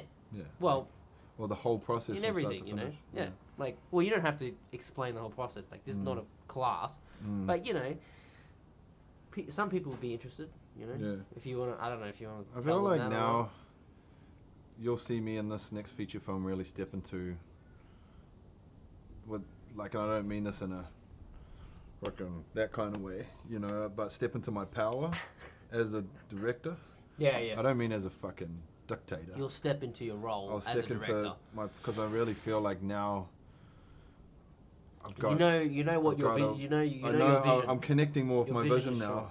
Yeah. and I feel like I've got more of an understanding of so many of the all the different elements and departments that go into it. I've got a way better understanding now of how that all operates, especially in terms of like an on-set style, like, and also like now I feel like I've got like more. I won't be comfortable, but I've got more of a comfort in knowing what I need to do to get the best out of the best result on the day from all departments and elements considered. Yeah, so you'd be less out of your comfort zone, if that makes sense. Well, I mean, I'm going to strive to get out of it, but I'm more comfortable with what I know, what I have to do in order to achieve. In the past, it's kind of been like that term you were saying before, fake it till you make it in a way, because it's kind of like on the go, let's get this done. Yeah. Now it's like I've actually got what I feel is a adequate amount of experience to actually go forth in this next one and really achieve something like incredible in all senses of the word. And but now, I feel like I've got more of a basis of understanding of your side, of your neck of the woods, and how to communicate what I want to you guys even better. And now I feel like I've got like my head around being more organized in a broader sense coming into it, and then I feel like now I'll be able to communicate a lot better and a lot more readily with the actors, which they crave so fucking incredibly sometimes. In the past it's been like try and get an understanding with the actors and try not to overthink it. But then a lot of the times the feedback I've had is I would prefer if you gave me more feedback, and that's what I will now. And then now I have more of a specific kind of vision as well. Like I'm going to be pushing them towards what I feel is the specific vision, but then also like be open to an organic process where they can bring something that I might not even know about, that it will be fucking profound. So it's like, my style in the past is kind of like do the best you can with what you got and the knowledge I had, and it was always on the go, and it still will be because you will learn more on each particular project. But now it's like I've got that many short films, got a couple of documentaries, a couple of fucking music videos now, and one feature film, and now a lot of script knowledge and a lot of structural knowledge. So it's like, and then now it's like I feel like in the past, I've done a good enough job as a director, but now you're going to see me really step into my power and really get the best out of every single element and department, and all things considered molding together. I'm going to have more of a understanding about how to get the best out of that now, and and to communicate it on how to get that. And then so I'm really looking forward to that, bro, and I just feel really fucking confident about that. In the past it's kind of been like, let's do the best we can. Now I feel like that's going to transgress into every department too, because I feel like I'm going to command more respect in a respectful manner that way. And it's just going to filter through everything. You will respect me. Respect my authority. And and even now, like, because it's like elements of the narrative I've always understood, not always, but I mean in the recent era, I've always understood from a script perspective how to, where we're going. Now it's like actually the same kind of structural, thematic and elements visually through your guys' stuff. Like now it's like that now is coming into it too, to support the narrative that comes through from the script design and the characters, like conveying that through dialogue and action, and now it's like those elements in the background too, like coming into it, and it's like all going to mount together seamlessly in a beautiful way. And that's I think you're really going to see me in this next project, bro. A lot of people are going to be like, oh fuck, Jeremy stepped up his game. I really think so. But I think a lot of us that have worked together before are probably all going to come across in that light because we're all growing. So. No. Did that answer the question? Not really. No? Well, it answered like a subcategory on what I was kind of asking. So that's like kind of like a subcategory. What would you like more specifically? As in like directing. I was like, how would you direct as in terms of, like, obviously you're the captain of the fucking ship. So, you got to make sure you know your shit, or else the team will not, like, everything will fall apart. But in terms of directing, like when you direct your actors, how do you, like, obviously you did answer my question somewhat, but not in a broader sense. In a broader sense, that's right. What more specifically? Well, I was just asking, like, how do you direct your actors? How do you direct your crew? So now it's going to be, I mean, in the past, right? I mean, on Alpha and with you and with Jake, it's kind of like more of a, these are the shots I reckon in the morning. Here's a couple of techniques I really think can convey what we're trying to get across here. So it was a little bit more gung-ho. And then we kind of like roll like that, and it's like, this is the look I'm going for. And I had like, I think, you remember I was sending you guys through like example screenshots from certain films? So I mean, I'm going to be doing that, but in a much more like earlier manner. And we'll have more time to discuss, and then more time to come up with, let's say, a shot list or even fucking whatchamacallit. But like, so there's going to be like a lot more organization there where we know like way further out what kind of shots we're going to be going after, and what kind of techniques we're going to use, what kind of look we're going for. But then on the day too, we'll keep it organic, so there'll be communication there. And then with the actors, it's like in the past, it's like actors always want to really speak a lot to you, and it's like, especially beforehand, in the past, it's been like, we break down the script, we discuss it, we go through it, we have a read through. This time I want to do more read-throughs and even, not necessarily a rehearsal, but just an understanding. Yeah. You know, there still is an element of organicness, and then there still is an element of like being realistic about, you know, we're not going to have as much time and money and all that so we're going to have to still do the best. But I mean, and then you think of it that way, like in terms of time, let your AD worry about that.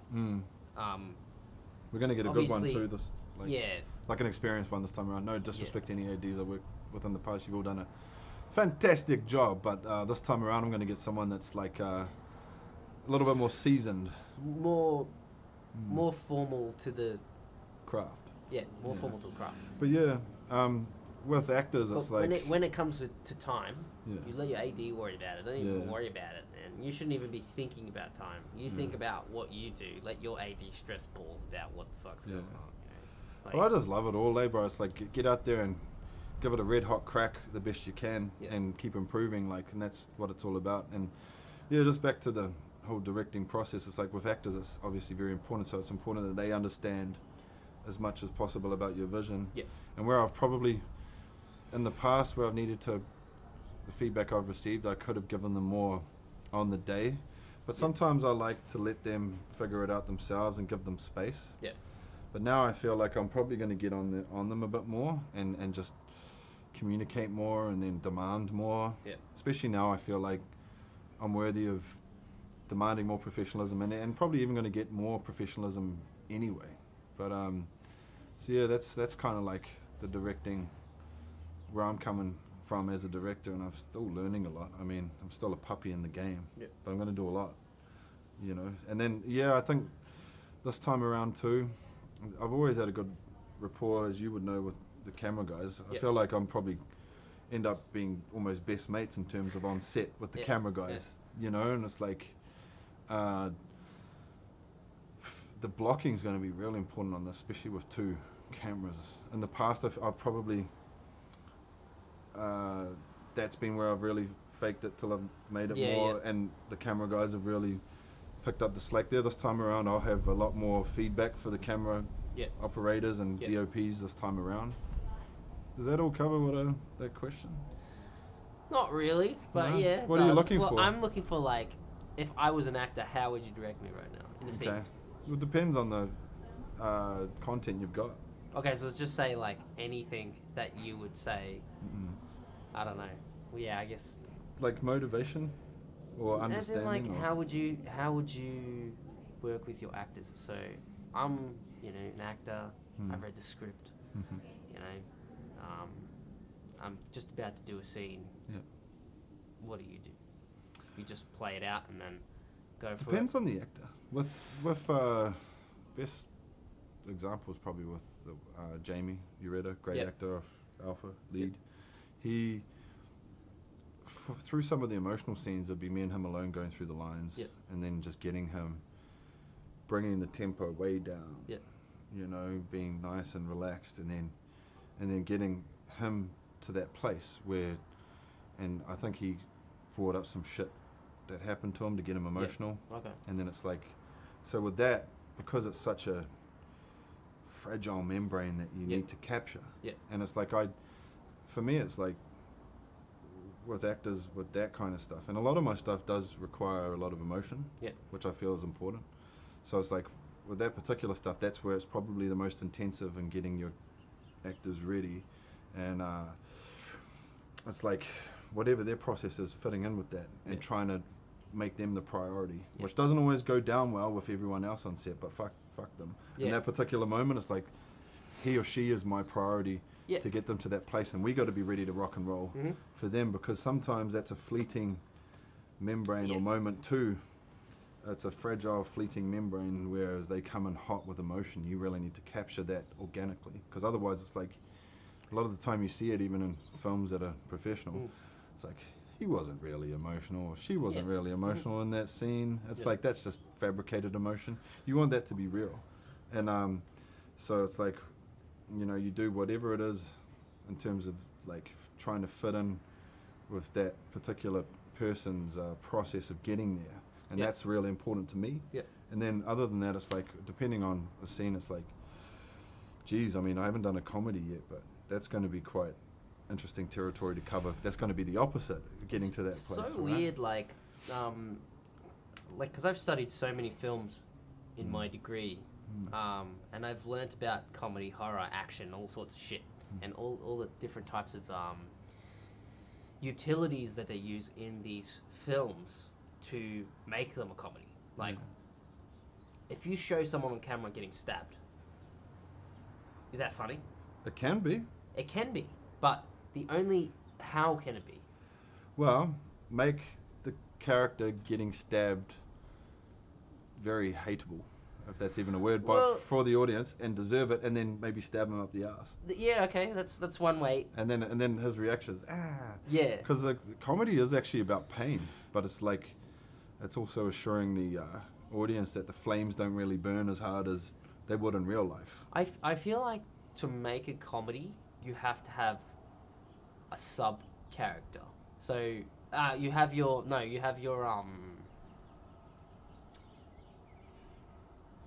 protagonist. So you have your protagonist. Yeah. No. So you have your main character, and then you have somebody fucking with the character, like they're having a punch on or something like that, right? So they're having a punch on. You can make it fully serious, but whether the depending on how the audience react to that is from your sub character. So like your other side sub characters' reactions. So if they're laughing or if they're like, ha, doing some bullshit, then the audience are gonna be like, haha, that was funny. Type of thing. If that makes, I don't know if that makes sense. Yeah. I think what you're talking about actually is spot on, and what we call it in the writing game is a relationship line antagonist. So someone close to the main character, and that also works. That's what we had in Alpha. Yeah. The main antagonist was Uncle Jules. Yeah. And he was an evil man. Yeah. But see, in comedy, it's like a relationship line antagonist, depending on what kind of comedy it is too, but that person's going to be in perpetual conflict with the main character and really fuck with their shit. The way I'm kind of trying to explain it is like you have three characters in a room, and to say two of those characters are having a punch on, and then the third character is laughing his ass off, and you show that in a shot. But if you don't show that character laughing his ass off in a shot, they're not going to think it's funny. Well, they might think it's funny, but you have to really portray it in that sense. Yeah, comedy's like Comedy is setting like, a tempo. whenever I watch comedy now, because I've studied film so much, whenever I see a comedy now, it's all play. It's all just plays and plays and plays and plays. Like it's a theater. It's well, I mean, I guess theater is what kind of started film, I guess. And theater is good, but whenever I watch a comedy, it feels like I'm watching a play. Yeah. If that makes it. It feels like I'm watching Broadway or something like that. Yeah. That's a good comedy, I think, what you're talking about. Well, yeah, like, well, it depends. A lot of them too, you want, I think that what you're getting at too is because a lot of good comedies, a lot of good comedian actors or comedic actors more come from like all of them. Stand-up comedy. So you're getting a lot more big mids and wide shots of them being like this, which is very theatre-esque. Whereas like a thriller, you've got tighter, canted, more darker shots. So it's like, in that respect, most definitely. See, Jim Carrey especially, right? Like he's like, I just study shots so much in films now that it ruins sometimes. Good. I know when a film is really good because I am completely immersed in it, and I don't even study I study the frame. Me and you're exactly the same. I'm like, holy shit, that was such a good shot. That had so much emotion into it. The scene was brilliant. The story was brilliant. The scene, they just nailed it. Yeah. Right. Like I have that sense after watching it. I'm amazed. When I get fully immersed in the film. But I know when a film is kind of tacky and not so good, start to analyze. Because I've just like analyzed the shit out of it. I'm exactly the same, bro. Yeah. That's why you know it's a good film. Sucks. And like I watch, like I used to watch a lot of Jackie Chan's films back in the day, and I'm not shitting on Jackie Chan in any way. He's good. He's a good director. He's an amazing stuntman and whatnot. Incredible. He's a good actor. But yeah, the films that he used to make, the films that he made back in the day were more family-orientated flicks, and they were all old-school family-orientated flicks. So Rumble you in the watch- Bronx was cool. I don't know. I was watching this film where it's like he's a detective and he's a spy, or he's a spy. I don't know. Do you know that movie? The title of that movie? Jackie Chan is a spy, but he's not meant to tell him that he's a spy. He's like a family man. I watched it for like 30 minutes, and I couldn't watch it anymore. I was like, I can't watch this. I had to turn it off. Yeah. I had to turn it off because I wasn't enjoying it. I wasn't being immersed. But I think that's the difference between, like, you know, a family flick that is made on a low budget. Like, you could definitely tell it was made on a low budget. Yeah. But he's a good director. Like, he's a good filmmaker. I'm not shitting on him or anything like that. It's just, You can get shit wrong too, even as a good filmmaker. It's like, well, I feel like there's a lot of films coming out now that are so politically motivated, and they're kind of like so simply done, and it's kind of like they fall in love with themselves too much, and they're almost like too much, what would be the term, self-reflexive satire about them. Yeah, okay. So it's like they're just a mess. Yeah. And So then but then they get Oscar nominated. It's like, Yeah. oh, this is great. Yeah. And then you watch it and it's like, this is just like pretentious dog shit. Yeah. Well, You know? that's when, like, They can well, try and be too abstract or something too, and it's like I it just feel doesn't like work. I feel like some filmmakers go for what critics say, some filmmakers go for what the audience says, and some filmmakers go for what they fucking think. What They're they just wanna like, do. I just want to do this, and that's it. That's me. Yeah. So it's like you have three different views. Whether somebody thinks a film is shit, or somebody thinks a film is good. You know. So like you can't. I want to make mine for an intelligent audience. Yeah. And I feel like I'm an intelligent audience And member. how many intelligent audience members are there out? Probably more than most people would think. True. They might still be the minority though. Yeah. But like, are the intelligent audience gonna be watching films? Hopefully. Well, you'd hope so. But A lot like, of- what's your? A lot of people love to watch films now more so than ever. You know, it's a Yeah. good way to unwind. Yeah. What else are you going to do if you want a relaxing night with your missus or fella? True. True. You know, a lot of the time you want to sit down, have something to eat, watch a nice film, watch a cool film. But the cool thing is about really good films is like they can change people's lives. They can really inspire people. Oh yeah. Like there's a few films that have really touched me on a spiritual level, bro. You know, and I want to do that. I want to make films that do that. Think about like German Expressionism and Oh yeah, 1920s. French wave. French wave. Yeah, French like New they're the Wave? ones that brought in noir. French wave. Yeah. Yeah, and like who else is there? There's something else. I don't know. There's another one as well. I know that there's another thing. Yeah, well, there was a movement in the 70s as well, back to like a more expressionistic style. You know, like that hit mainstream even. There's So. German Expressionism. There's French, and then there's another one. I'm not too sure. But I studied German Expressionism because I actually enjoy that. Oh yeah. A lot of that's that good. still comes into a lot I of the love- French influence too. I love making horror. I hate watching horror films, but I love making horror films. Yeah. That's my thing. Bro, I've got like a horror I could make that could, if it doesn't go down well, it could make us all get into a lot of controversy if we did it. But if it's If it doesn't go down well, if it's accepted 2018. well- It's 2018. I don't know whether it's gonna be accepted well or it's gonna be Well, hated at all. you could, yeah, but I mean, films are still films. You Yeah, know, but- it's, but yeah, it could be the funniest thing ever. It's like a black comedy horror, but Yeah. yeah, I'll tell you the concept after, like later, not on. No. Yeah, but Trademark. yeah, Copyright. that especially like, I think it's so important too, the way you actually shoot it, like in your neck of the woods, like Yeah. the way you shoot something, like makes all the difference. Say you're going after really taboo subject matter. Yeah.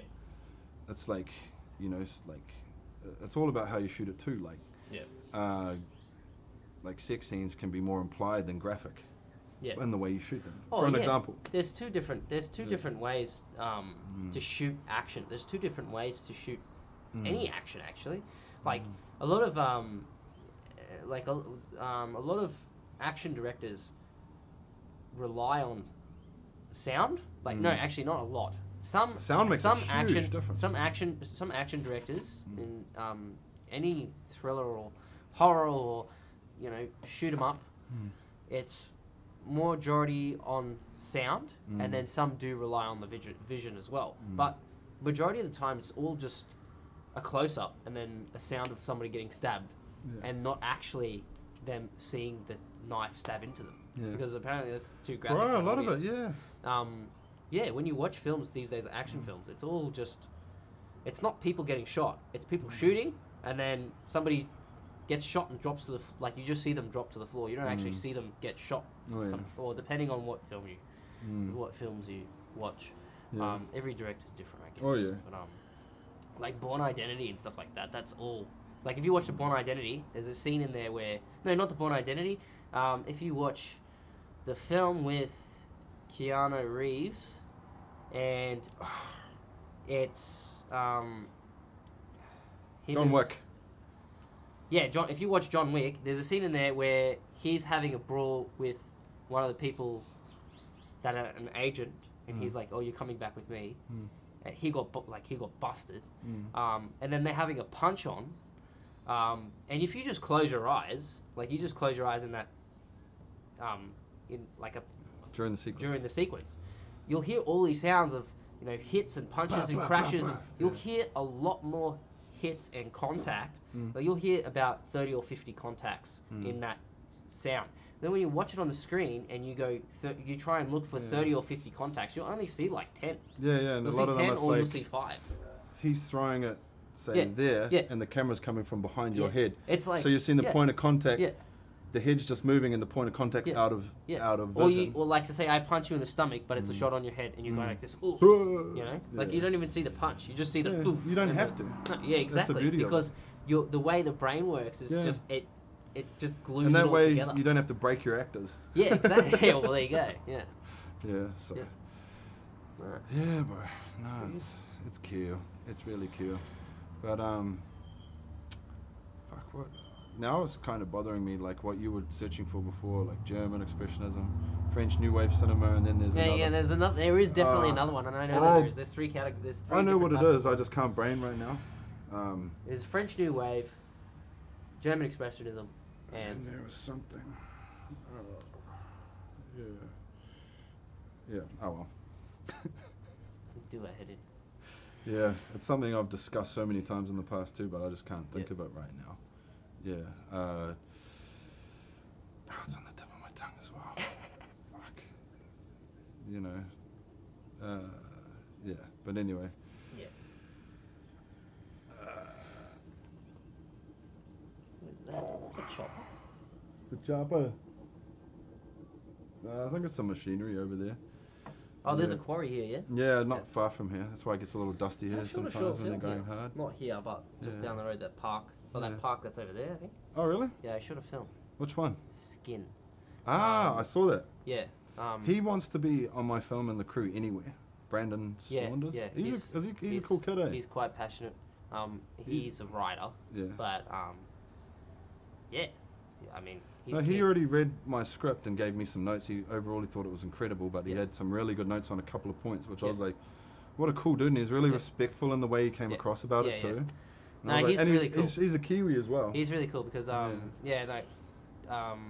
whenever I have a script, I send it to you, and then I send it to him, and then he just gives me some notes and stuff like that. Yeah. And I actually, when I shot my student film, I gave him the script and I said, "Can you make this better?" Yeah. He's like, "What do you mean by better?"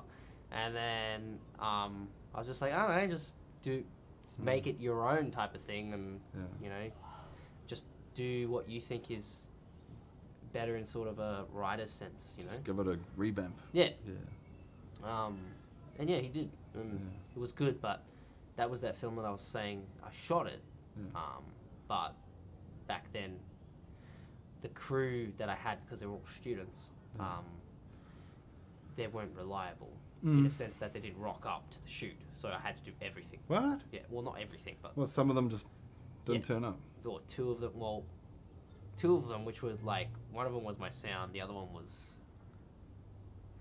someone else. I'm not even gonna bring it up, but I had 2 crew members. One of them had to leave early, and the other one just didn't rock up at all. What the fuck? yeah, and so I ended up having to do, you know, instead of focusing on being a director, I had to focus on everything. Yeah. Yeah. Just imagine me holding a boom pole going. And handling the camera. And the mixer. Ah. No, not the camera, but Ash was on cam. Oh, that's cool. But you know, your boom pole, your fucking clapper, your this, your that. Just doing the best with what you got. It can be done. It's just not Well, the thing is that, not what you want. like, I try to be perfectionist. Yeah. So I like doing things from what, in my sense of knowledge, to do it right. Like, as in, like, I want to do it, you know, at a perfect measurement, you know, on a perfect scale where everything's just right. Yeah. You know? I'll try and get as best as possible, as neutral as possible, as best as possible. Yeah. So in that sense, when I do get to the editing, when I do get to the real sense of filmmaking, because shooting a film, the way I think of it is, shooting a film, when you're shooting it in production, that's just getting your materials. That's not filmmaking. In a sense, it's not filmmaking. Yeah. When you get into the editing suite, that's filmmaking. You know what? When you're You know what else that is? Hmm. It's also a rewrite. Yeah, it is. Yeah. Well, I mean, like reshaping the narrative. When you do work on a crew, as you know, when you do work in a crew and you do work in a sense that you have a director and a writer, like if I was directing your film and you just wrote it, and then to say you were producing it, you'd give me the script, I'd have a look at it, I'd do the scene breakdown, I'd do all the beats and stuff, and then I would be like, this scene, is it worthy? And then because obviously if you're a writer, you're more passionate about the story itself. the writing itself. Yeah. So you'd be more focused on keeping that scene in there. But as a director, if I'd have a look at it, I'd be like, is this scene really necessary? Is it going to affect the character? Is it going to affect this way? Can I make this better? And I either scrap the scene, or I can rewrite it, or I can do whatever I want with it. And that's the power of the director. Yeah. So like you can rewrite your own story whilst you're shooting it. Yeah. And then look, a lot of directors do that. I know that. I do too. It's like I keep it, like, you know, as a writer director, you still have to pick and choose your battles, and then be like, on the day, it's like, fuck, you know, like we could shorten this up, or we should say this as well, or they, you know, maybe the character will come across and be like, oh, I want to say it this way, and then I think I should say this too.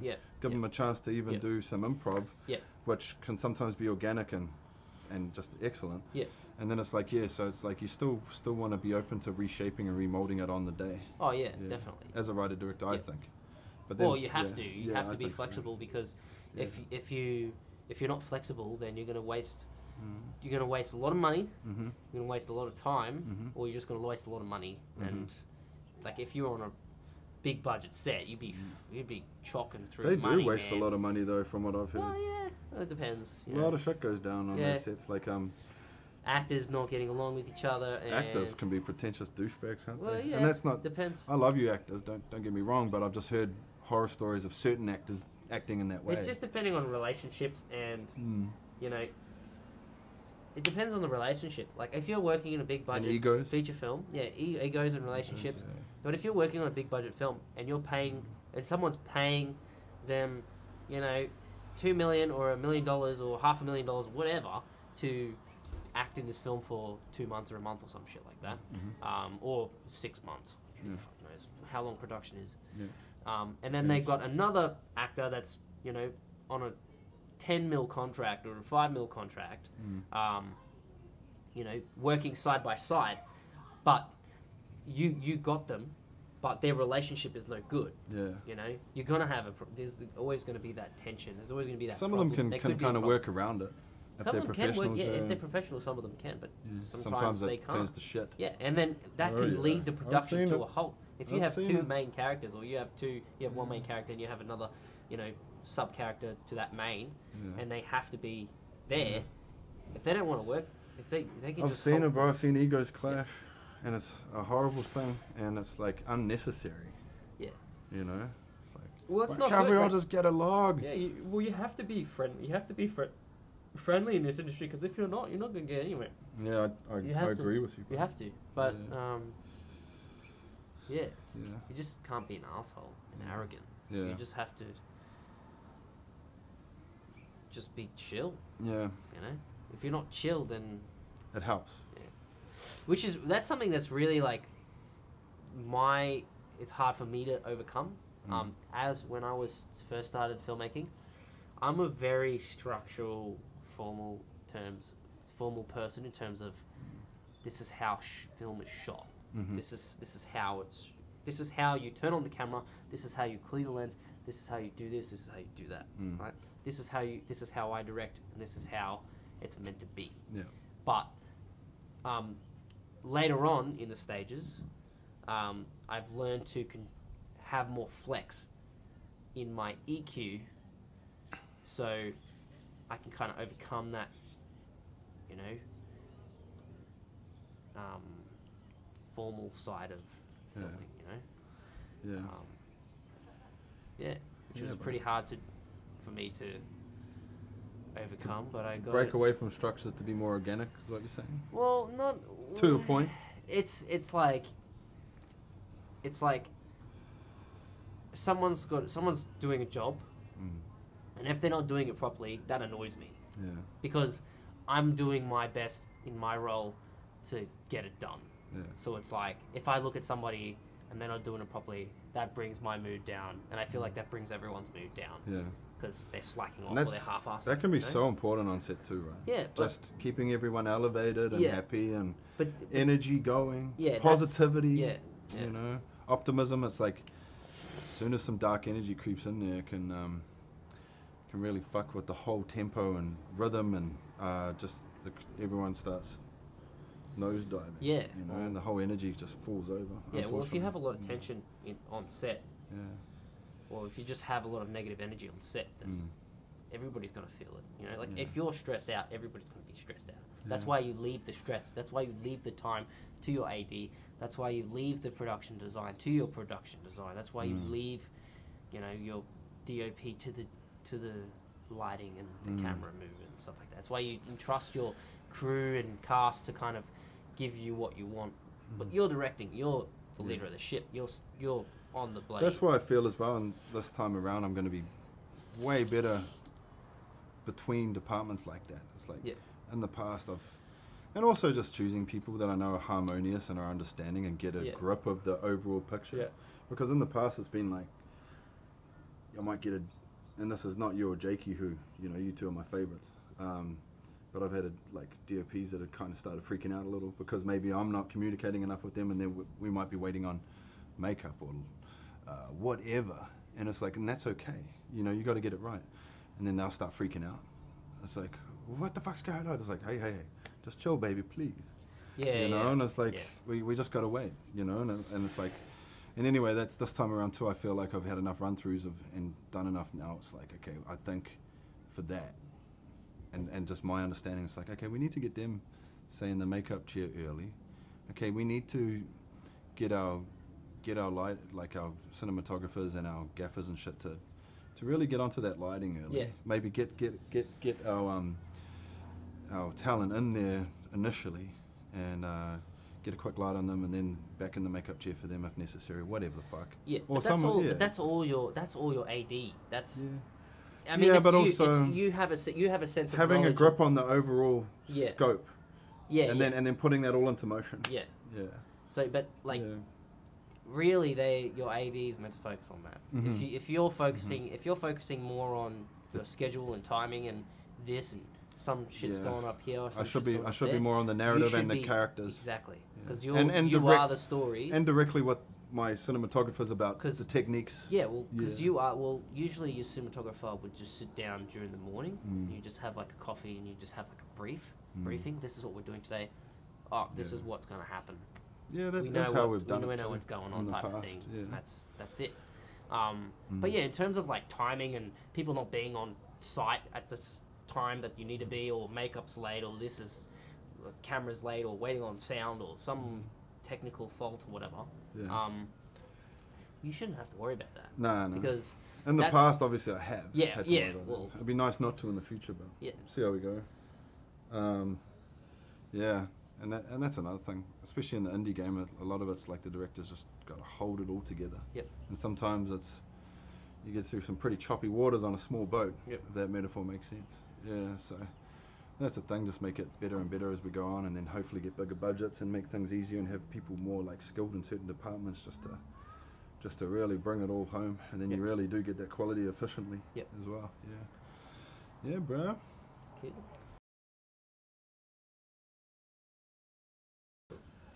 Yeah, so but just back from a quick break. I think what we were getting at before when we got sidetracked a little talking about German Expressionism and then French New Wave, it's like we're talking about the Renaissance of the 70s and 80s.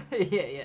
And that was I feel we're in bad need of another Renaissance, and I feel like I'm the kind of guy that's coming in, the kind of filmmaker that's coming in with stuff that could lead another Renaissance. I truly believe that. Mate. He's gonna make history. I'm gonna make history, bro.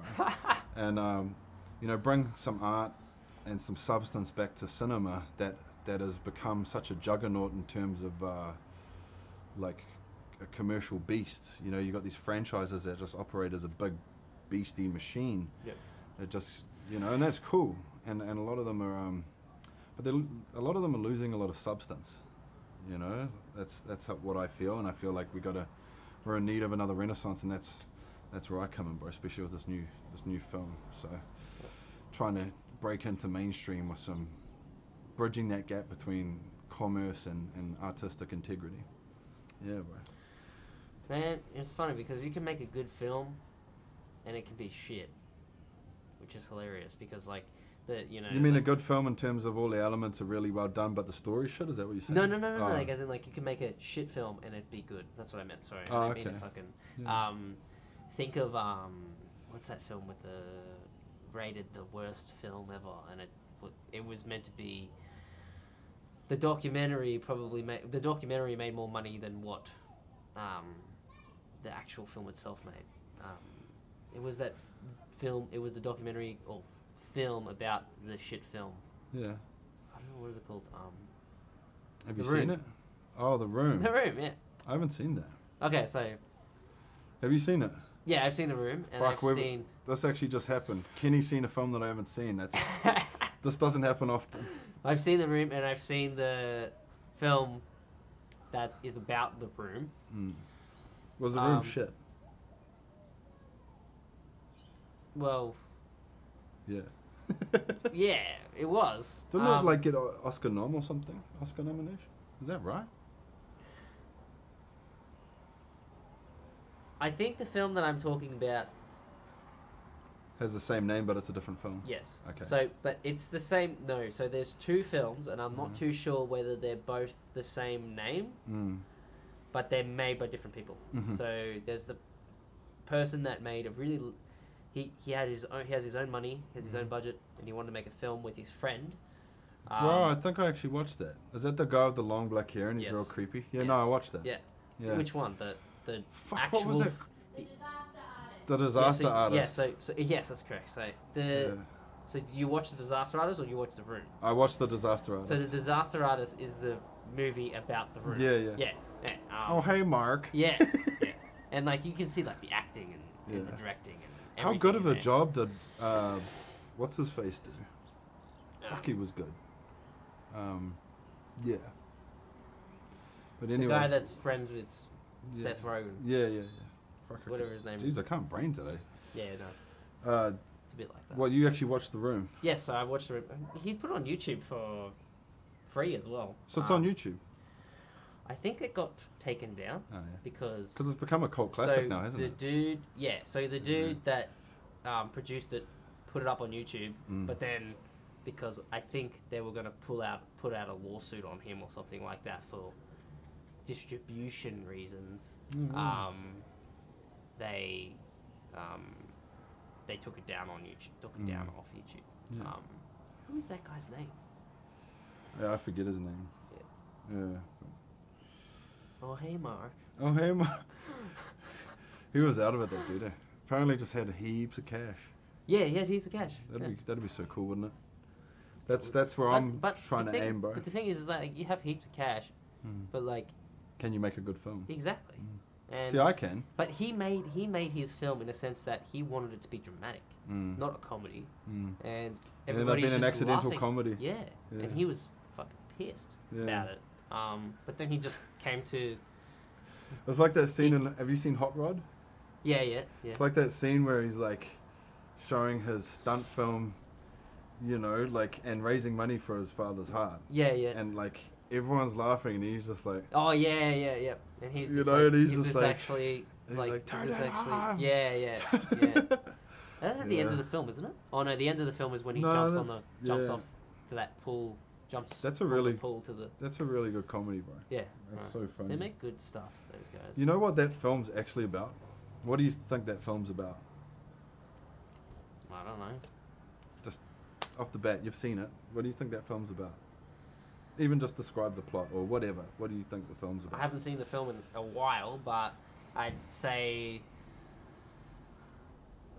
maybe about a dude trying to like fit in with, or he's trying to like build his dream. Like it's about a guy trying to make his dream happen. I'm guessing, but I don't think it is. If you break that film down in a structural sense and have a look at it, which most good comedies are structurally so very well done, very sound. It's about a guy who's trying to win the respect of his stepfather. That's what it's all about. The pivotal scene at the end, the obligatory battle, is about him kicking Frank's ass.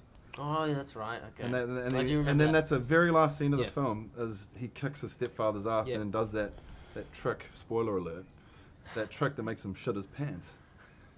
Remember?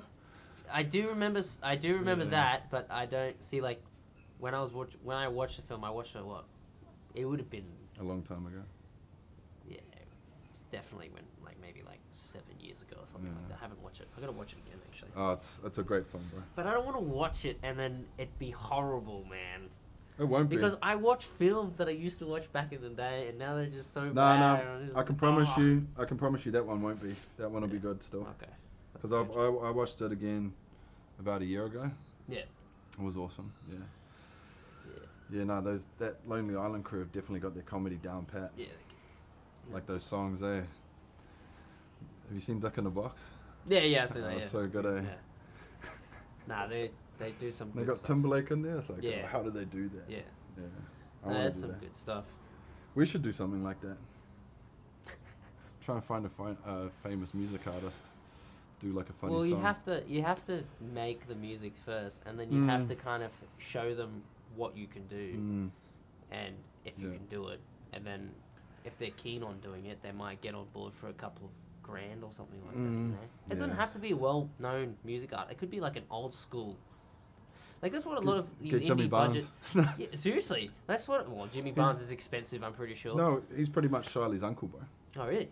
Oh, okay. She's I've shot Jimmy Barnes twice now. Have you? Yeah, twice. Like Charlie grew up with him. Like I mean, he was like Charlie's father's like still his sound technician. Yeah. But they were like all really good friends back in the day.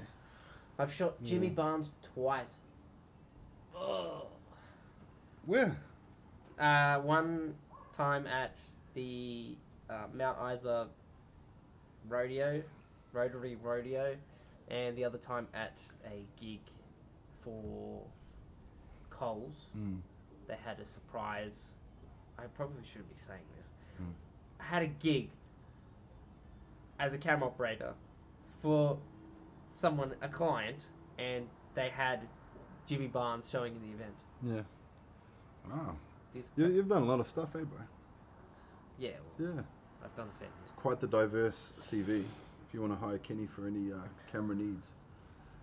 Yeah, I mean,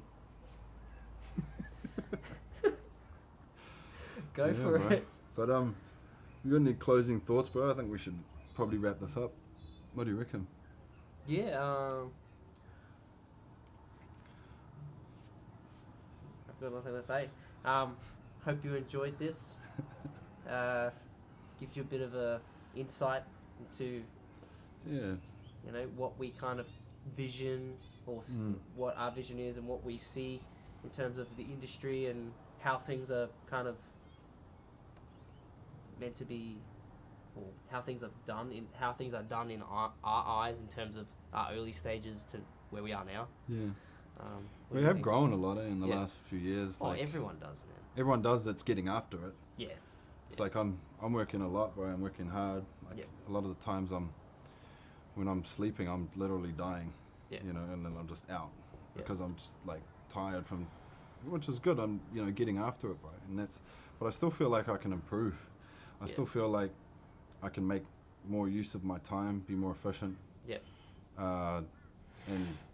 But that comes with just getting after it more, getting more experience, getting smarter at what you're doing, and then also getting your energy levels up, getting healthy. I'm trying to get my diet back into fucking order, and that'll give you more energy, that kind of stuff.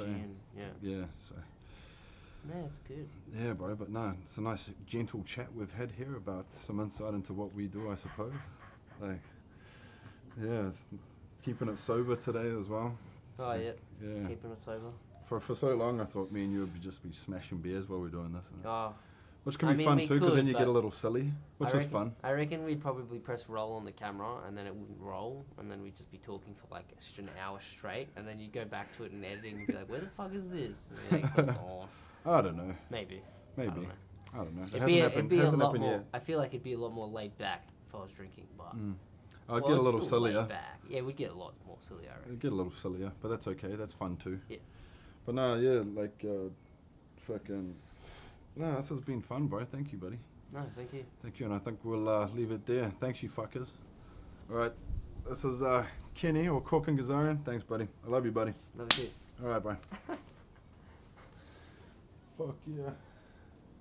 Bitch, yeah, niggas.